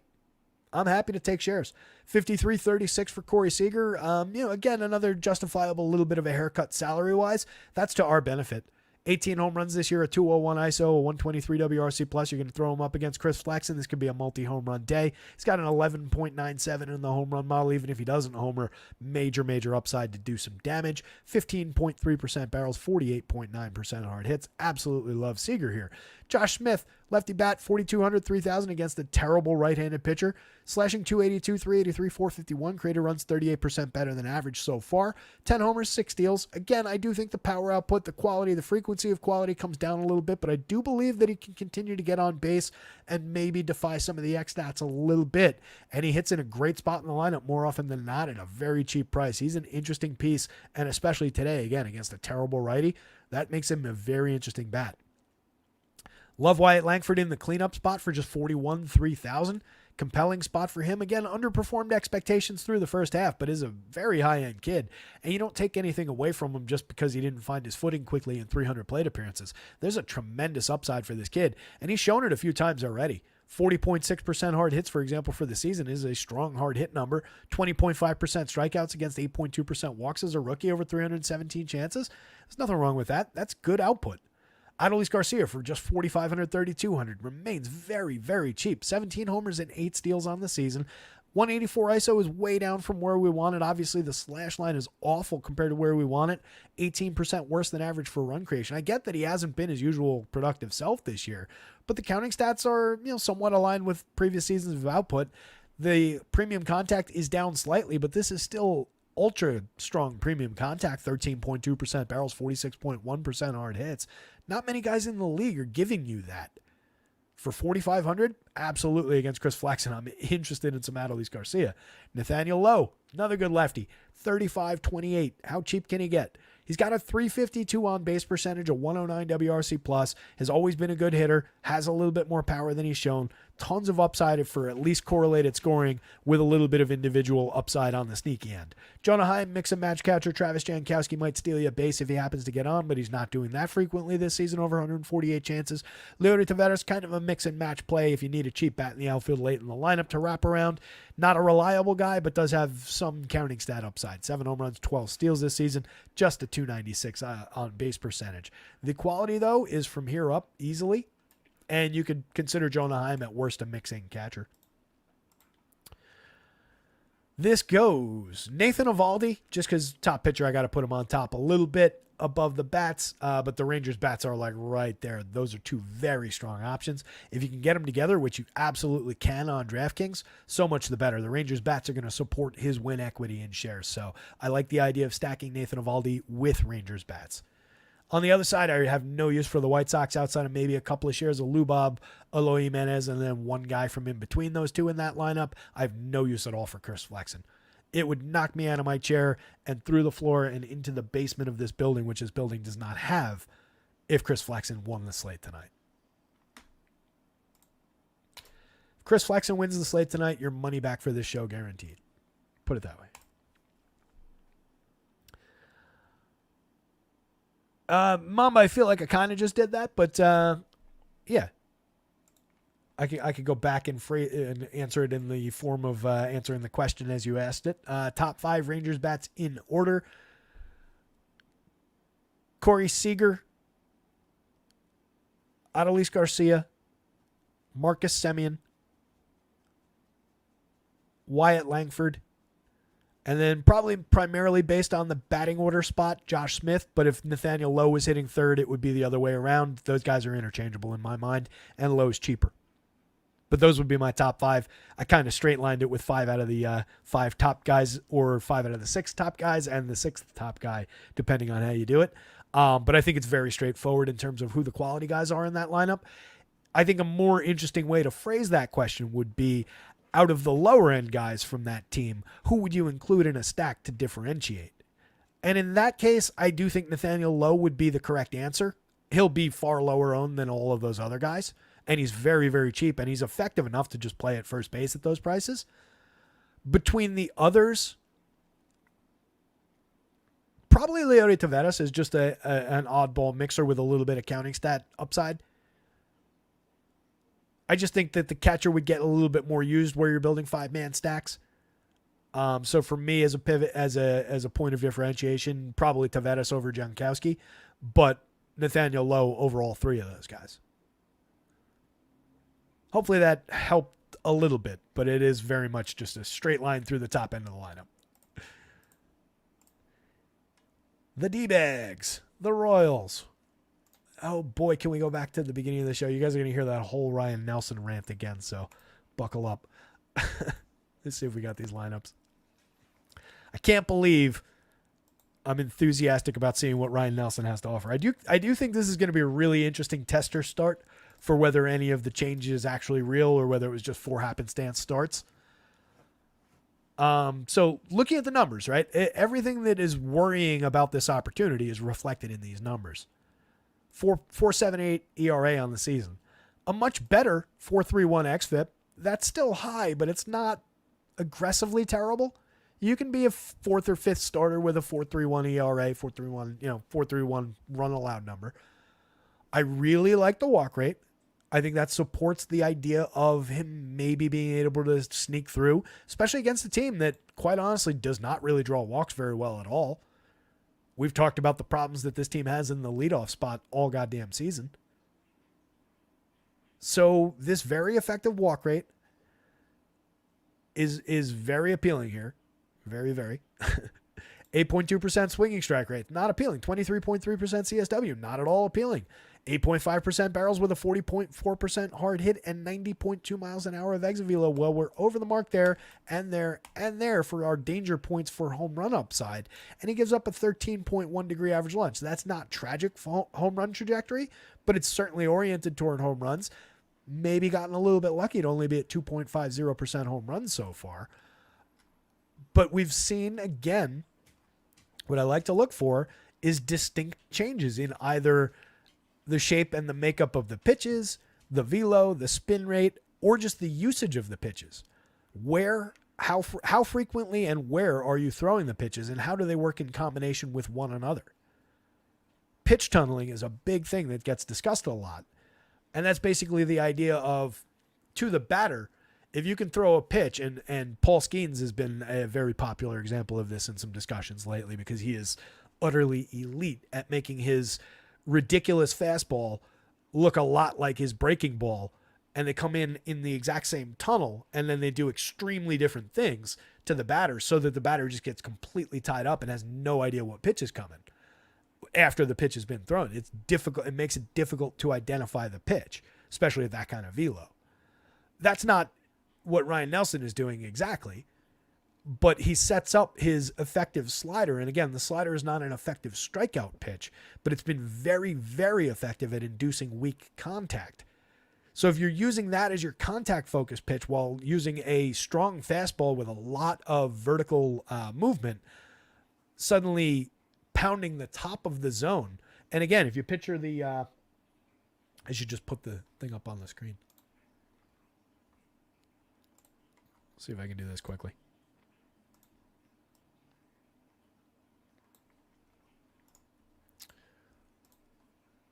I think I need to do that.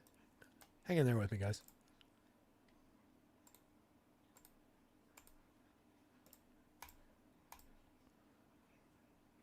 This is what I'm talking about.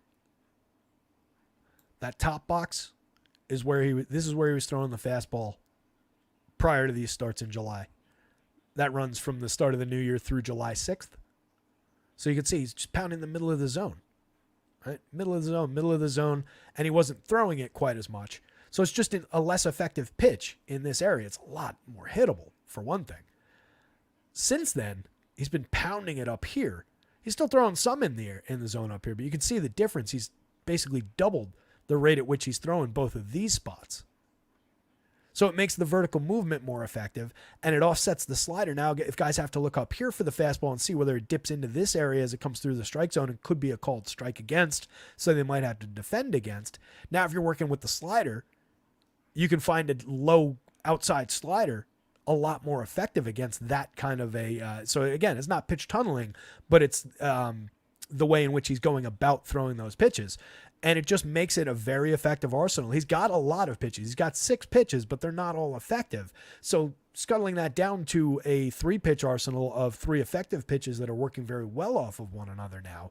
And again, extremely short sample. I don't know if this is real yet, but I'm saying there are things in here that are kind of interesting to me when we're talking about a pitcher who is at extremely low prices. It's just the matchup that makes me hesitate a little bit about being more enthusiastic about this spot. But I was really interested in talking about it once I saw that, and that was again from that chart was via Brooks Baseball, but I found it in an article that's up on Rotoballer that goes through all of this, and it talks about the ups and the downs. There are definite downsides here. I'll link it in the chat because I do think it's an interesting piece if you guys want to read it. And again, they do come to the conclusion in there, I believe, that wasn't not a great season-long pickup, which is what their focus is. But for our purposes, when he cost 61 on DraftKings, 77 on FanDuel, low strikeout, high-quality opponent in the Royals on the other side, for sure. But those are very, very compelling prices for a guy who maybe has made some interesting changes. I'm going to throw him into a lineup and find out. I'm happy to take the hit if it doesn't work out. You guys make your own decision there, but I think there's some reasons to maybe believe that he's found a little something here. Michael Wacha on the other side, 77,900, has a 21.4% strikeout rate, a 3.55 ERA with a 3.99 xFIP. Limited by Stuff Plus at about 9 points below average in terms of how they rate out his arsenal of pitches, but he's been good at limiting hard hits, inducing weak and medium contact, 33.7% hard hits. Hasn't really lost any home runs. Has an okay swinging strike rate too at 10.3%. It's just a pretty good opponent on the other side, the Diamondbacks. Not a bad team. Looking through Wacha's game log, we do have some depth to work with. Handful of 7-inning starts in here, a solid number of 6 or 5+ inning starts. So the ability to book a quality start is definitely on the board. He's only gotten blown up once all season. He gave up 7 earned runs on 9 hits and 3 2/3 to Texas. Outside of that, he hasn't given up more than 4 earned runs. I did this the last time I talked about it too. 5 earned runs on April 12th to the Mets. Outside of those 2, he hasn't given up more than 4, and he's only given up 4 once. Lot of just 1 or 2 earned run starts in here with a couple of strikeouts, handful of strikeouts. He's got that upside today, even against the Diamondbacks. If you're just looking for 5 maybe into the 6th, or maybe he completes the 6 innings where he gives up between 1 and 3 runs, strikes out between 3 and 5 hitters, Michael Wacha is very much your guy. I just think he's overpriced at $9,000 on FanDuel. A lot more playable at $77 on DraftKings. That said, I have no issues grabbing some Diamondbacks bats against. I do think that they're good enough to get to him.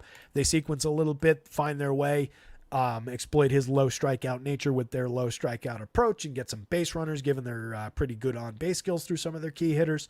I could see it being an effective enough Diamondbacks day. So a little bit both sidesy there, and definitely both sidesing, or maybe if you're a little bit more sane about it than I am, maybe it's one-sided on the Royals bats side of the equation. For me, that would be a little bit both sidesy.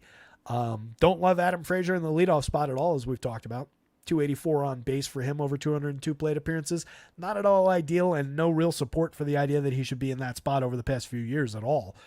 Just a guy who happens to be wearing a Royals uniform, so they let him lead off because they don't want to move Bobby Witt to that spot, and nobody else is getting on base at all that much more effective of a clip.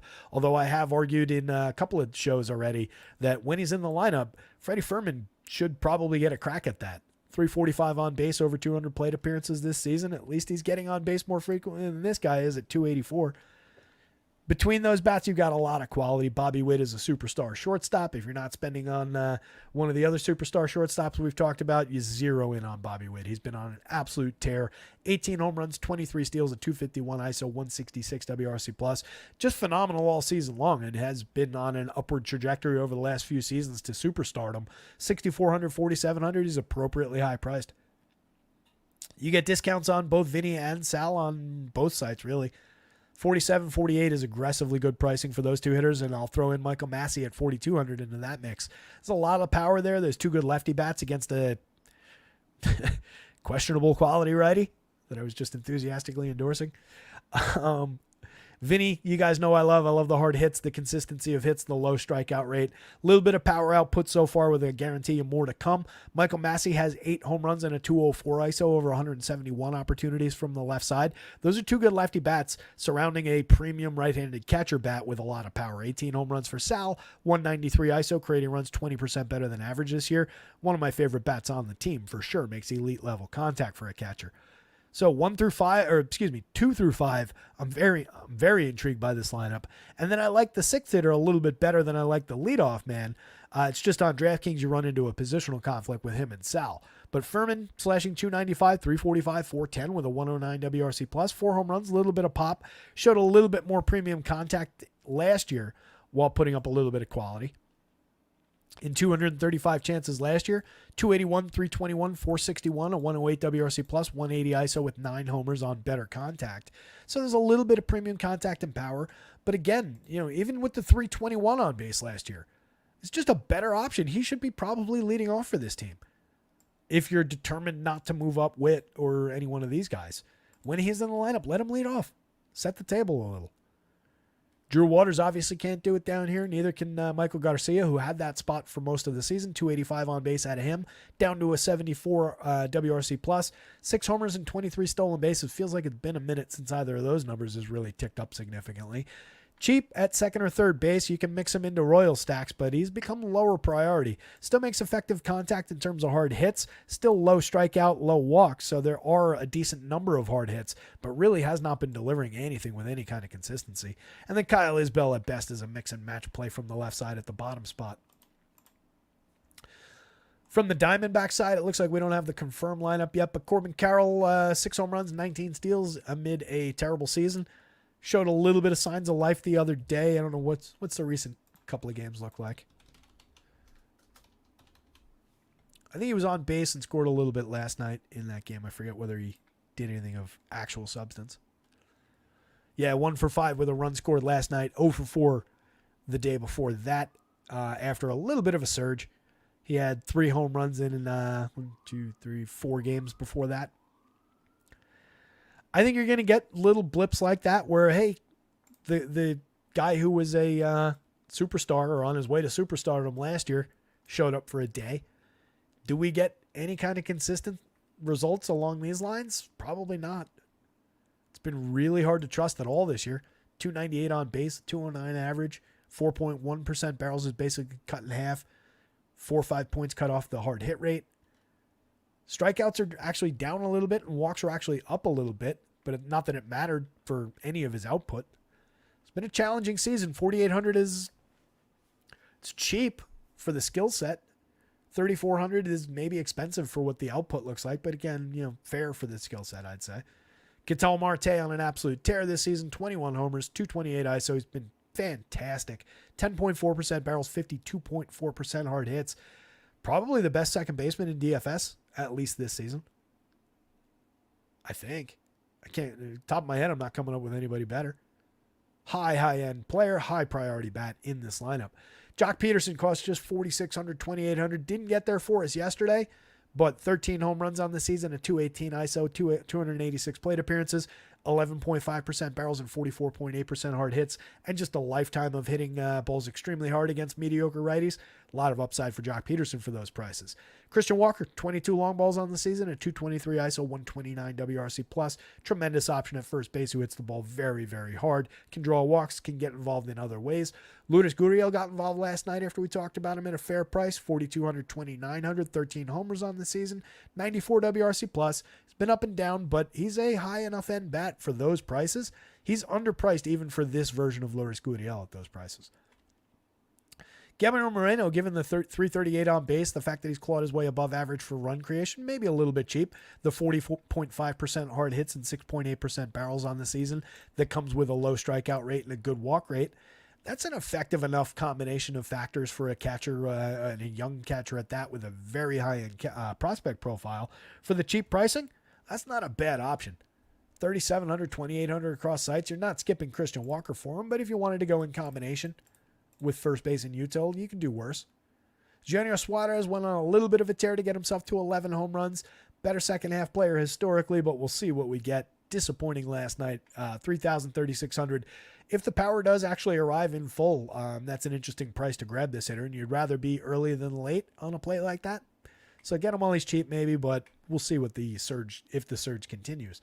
Alec Thomas, Geraldo Perdomo are mix and match guys at the bottom of the lineup at best.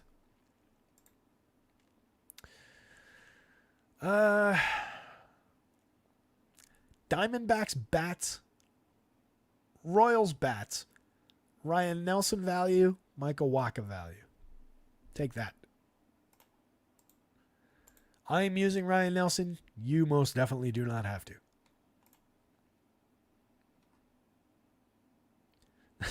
Twitter says that Bobby Witt is cheating, according to Sean O. His home numbers are crazy.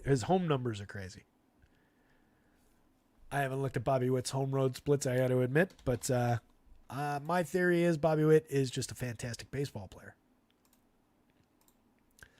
Like, I mean, we're at 340, 386, 591 with a 251 ISO this season. Last year, 276, 319, 495. Year before that, 254, 294, 428 as he was coming up, but went 20-30 that year. Went 30-49 last year with a 218 ISO, a 115 WRC plus. I think we're seeing signs of a young player and a young superstar. Remember, he's only 24 years old and just turned 24 years old. It's just growth for a young superstar. But I'll pull up the splits. I don't care a lick about home road splits, but let's see.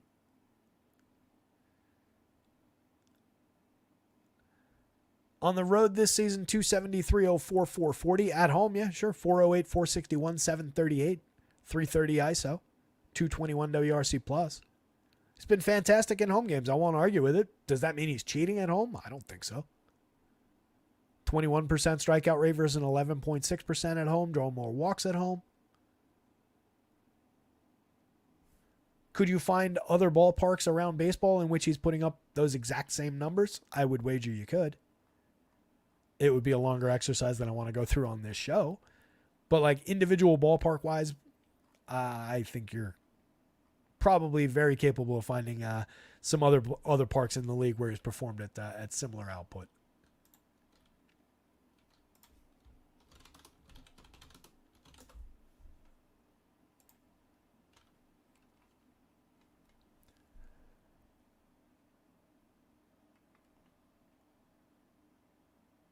Where are we rank out here?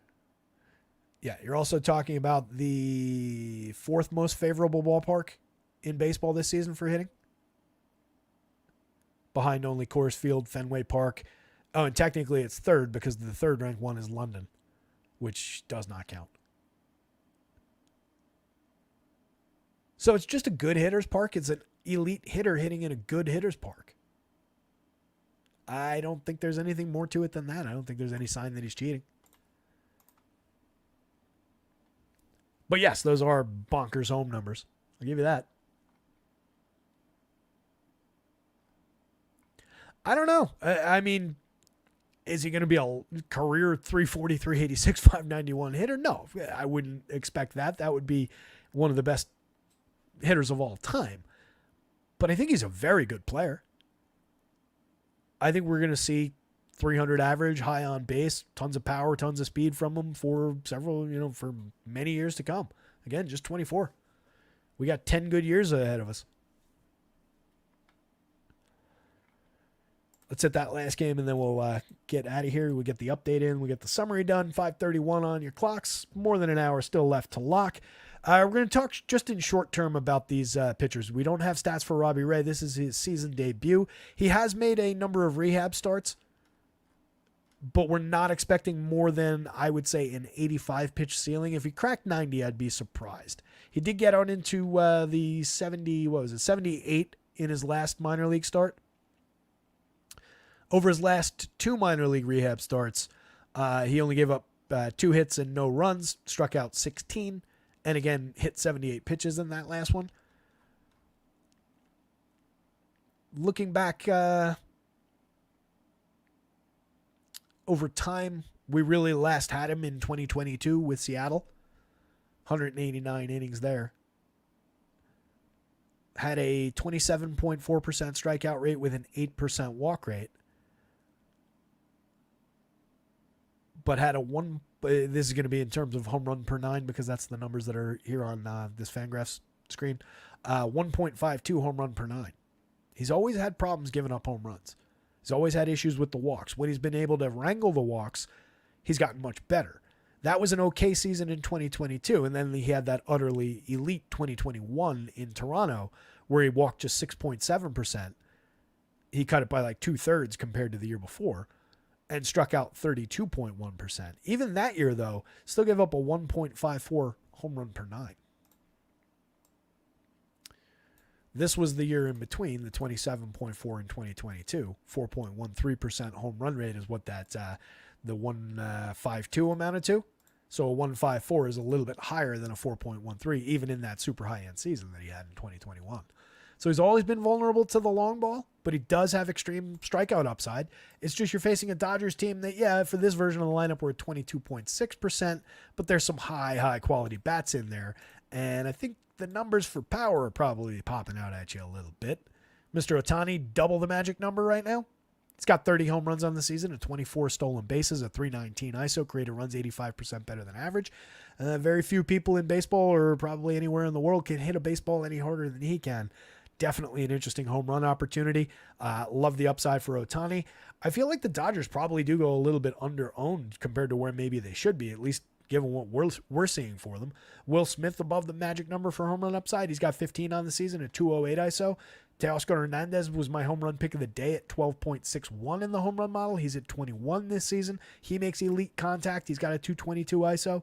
Freddie Freeman dips below the magic number, but not by much. He's got 16 long balls on the season. We're down to 288, 394, 495. I'm going to continue laughing at referring to that as down to because that's still a fantastic slash line, but it's a little bit down for Freddie. But at 207 ISO, he's still creating runs 50% better than average. Still doesn't strike out, draws a ton of walks, still hits the ball pretty hard. Fantastic option, even lefty-lefty against Robbie Ray. Andy Pages, a little bit of righty pop for sure. 8 home runs. Most of them came early, down to a 141 ISO, but still maintaining a decent contact profile. High strikeout kid, could have problems seeing Robbie Ray for the first time, but at least you get him on the right side of the plate. Maybe a little of sneaky power or at least a way to cheapen up your Dodgers stack with Andy Pages in there. Miguel Vargas, Chris Taylor, Gavin Lux, and Enrique Hernandez at the bottom of the lineup have been a little bit more inconsistent, a little bit more problematic. Vargas at least has had a good 74 plate appearances, 3 home runs, a 200 ISO, 118 WRC+. The 3 other guys all below average for run creation on the season. Chris Taylor having the worst season of his major league career. Enrique Hernandez is as well. Both of those guys are very cheap, and they're very cheap with multi-position eligibility, 28 and 29 on DraftKings, second and third or third and short. On FanDuel, you get 4 positions for Hernandez and 3 out of Chris Taylor, 2,300 and 2,200. They do make a lot of things work. You just need a couple base hits and some correlated scoring. You know, get on base twice and score me 2 runs, and we're home at those prices for those players. So I do think they're highly usable. I don't think they've been any good, but both of those guys have had successful seasons in their career. They've both been very strong utility guys over the course of their careers. Last year, Chris Taylor created runs 4% better than average, hit 15 homers, stole 16 bases. Hernandez was below average for run creation, but did hit 11 home runs. Year before, 75 WRC plus out of Enrique, so maybe it's been a little bit longer since Enrique has been at all effective. Taylor wasn't quite as good that year, but at least hit 10 home runs, stole 10 bases, so the counting stats were aligned. There's any given slate upside at very cheap pricing for those guys. It just does thin out the quality of a Dodgers stack when you look at the whole versus the individuals. But the top 5 here are very good. The top 4 are utterly elite. You want at least 3 of those guys in any Dodgers stack that you build, and you got a lot of quality going up against a guy that people perceive as a star that I view as more of a shaky pitcher with a lot of strikeout upside. He's like a better version of Andrew Heaney. At one point, he was like a worse version of Andrew Heaney. Tyler Glasnow, I just don't think you're getting pitches to justify the pricing, 9,800, 11,000. Just too expensive for a guy probably going to throw 75 pitches today. You've got fantastic strikeout stuff. He's one of the best pitchers in baseball when he's full bore, but I think we cut short of being able to pay off any kind of ceiling on these prices. He could get to around 18, 20 DraftKings points. He could get around 30 to 33, 35 FanDuel points. I don't think we go much beyond that. Even with a 25% strikeout rate on the other side of the game for the Giants. They're a targetable team most of the time, but they're good at drawing walks. They could extend the day early for Tyler Glasnow and just frustrate the actual innings count just by putting a few guys on base. Even if they don't damage him with runs, just chips away at how many innings he's going to be able to complete. Looking at Giants bats, given that they're facing Tyler Glasnow for at least a few innings, not all that compelling. You saw the very low run total that they've got. A little bit of home run potential showing for the key home run bats, but even that is not really appealing. I would probably shy away from Giants, but if I'm going there, if I'm looking to maybe target the bullpen or whatever, Jorge Soler is still a high priority despite limited output this year. 11 homers is a 101 WRC+, doing a little bit better since moving to the leadoff spot, but still pretty limited output overall. That said, you don't want to sacrifice that spot and not get the power upside from Jorge Soler if you're going to Giants. He's one of the reasons to do so. Lamont Wade for 39.26, great on base option, correlated scoring galore. A little bit of power upside and premium contact from the left side of the plate. He's an infrequent home run hitter, but he can hit the ball very hard. Elliot Ramos for 44.32, just a bad matchup, but 14 home runs on the season, a 212 ISO, 142 WRC+, having a fantastic year. Patty Bailey, 38-26, highly playable catcher in Giant stacks. Not a great option outside of Giant stacks, considering facing Tyler Glasnow probably 2 or 3 times. Michael Conforto, Matt Chapman, Mike Yastrzemski, that little lefty-righty-lefty power trio that they've got in the heart of the lineup. I like all 3 of those bats in a vacuum. I don't like any one of them against Glasnow. If I had to choose, I'd probably just take the lefties. All of them double-digit barrel rates, all of them 42+% hard hits, 10, 13, and 8 home runs on the season. All of them are above average for run creation. Everybody in this projected version of the Giants lineup, in fact, is above average for run creation over their variety of samples this year. Or actually, I guess Brett Wisely is exactly at average. 3 home runs for him, multi-position eligible for cheap pricing at the bottom of the lineup. Tyler Fitzgerald gives you basically the same thing, a little bit more quality in terms of the slash line, the on base. 322, 390, 600 so far, 278 ISO, 6 homers and 7 steals. Honestly, he's been downright interesting, over 100 plate appearances. Still very cheap. Probably falls into the mix and match category overall. You don't want to just buy that 100 plate appearances that we've already gotten. But if you're rostering a bunch of Giants and you find yourself at the bottom of the lineup with money to spend, maybe you do it. This goes Dodgers bats aggressively above the Giants bats. And for me, I don't think I'm getting enough depth out of either pitcher. But if I have to roster one, it's probably Robbie Ray, just because he's correctly priced for the opportunity. He's not unplayable here at these prices. 85 pitches, he could get you there. He just needs to have a really strong day against the Dodgers lineup that I just greatly prefer their side. And again, Vegas kind of prefers the Dodgers side. So I'm not targeting Ray, but he is cheap. And that's our 8 games, gang. 5:40 on the nose. So we got about an hour till lock. To do the pitching board one last time, Nathan Eovaldi looks spectacular at the top of the board against the White Sox. Tanner Bybee not all that far behind against the Tigers, but if I had to win a baseball game, I'd probably take that Tigers lineup over that White Sox lineup. Maybe see if I could negotiate a trade for Lubob out of the top of it. But Bybee at price in matchup looks very effective here as well. I like that option. Jack Flaherty only diminished by the quality of the Guardians lineup in terms of low strikeout and potential damage from sequencing, but looks terrific. 9,800, 9,000, no reason not to play him. Glasnow, again, just don't think you're getting the ceiling to pay off those prices. It's problematic over 75 pitches to expect more than what you're seeing right there on the screen. Garrett Cole, 33-point FanDuel projection, 17-point DraftKings could easily exceed that, and one of the reasons that the price is broken on Glasnow.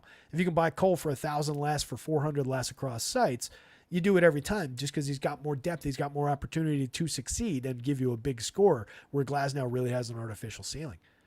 Eflin could succeed for the money, 8,000, 7,500. I like the upside for him for a handful of clean innings, 5 strikeouts maybe as a ceiling against Toronto. But for the money as an SP2 especially, he's quality enough to give you a good start there. 8,000 from McDermott, given what we think the strikeout upside might be, kind of compelling. The Marlins on the other side, through those top 5 hitters, if they could get a few guys on base via the walk against the pitcher who's had problems with the walks all through the minor leagues, they could be in a sneaky little interesting value stack. Jairo Rodriguez, I'm just concerned about the innings. It's a lot less concerning for your 65 on DraftKings, though. I think he's highly playable as a bargain bin SP2 over there. You've also got Sean Manaea at 73 is usable on DK. A lot less so at 86 on FanDuel. Matty Waldron at 88, 81. As long as that game plays, and I'm not sure if we've gotten any news on the weather there, I think you're fine to roll the dice with him. He's just kind of priced in the middle and projects toward the bottom part of the middle, but above all those other bargain bin options. So he's a mix and match play. Ryan Nelson, I've talked about enough and extensively and at length. Rewind to either the beginning of the show or the Diamondbacks-Royals game, or Royals-Diamondbacks game, rather, to hear that one. But could be usable, could be sneaky at 61 on DK. I would have a fair amount of shares as an SP2 over there across 150 if I'm building one on DK. It'd be tough to get me away from that 61 compared to where everybody else is at as just a bargain bin option, and then try and win it with some bats. 77 on FanDuel is in my lineup right now, and I don't see myself pivoting. I do think Robbie Ray, again, given those prices, 85 pitches maybe can pay off those prices on, especially on DraftKings. I don't love the opportunity. I hate the opponent, and I'm leaning into some Dodgers bats given the power that they're showing, the ability to draw some walks, and the fact that it's his first start back.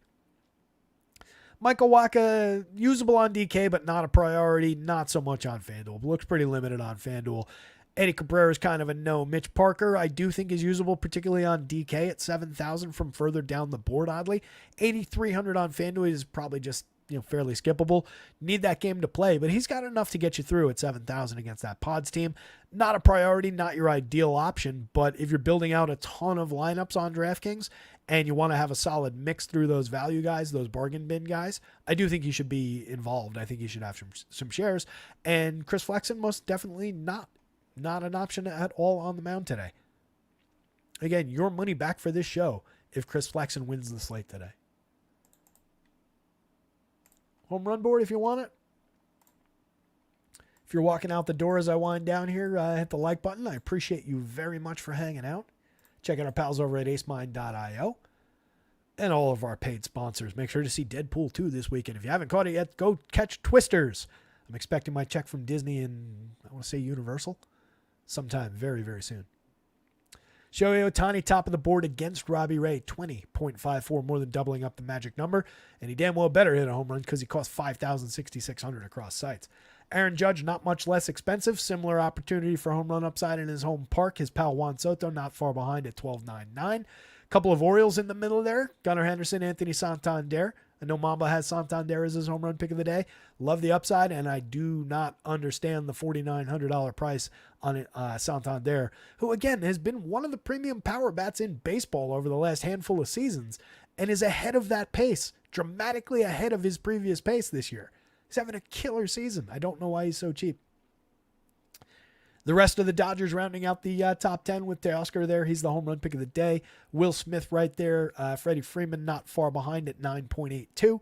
You've got a handful of Mets. You've got some Rangers in play for some power upside. So good amount of power showing through. Again, I do think it's a very interesting board in terms of a lot of solid mid fours and upper fours leading up to a 5. No Coors Field game to worry about, so you don't have to worry about like the oddball 6.5 run total, which got a lot of really interesting teams between 4.5 and 5 runs with a lot of usable pitching at a variety of prices and ownership. My kind of slate, gang. Really like the looks of it. Let me get the hell out of here and get this thing updated so that people can actually use the projections tonight.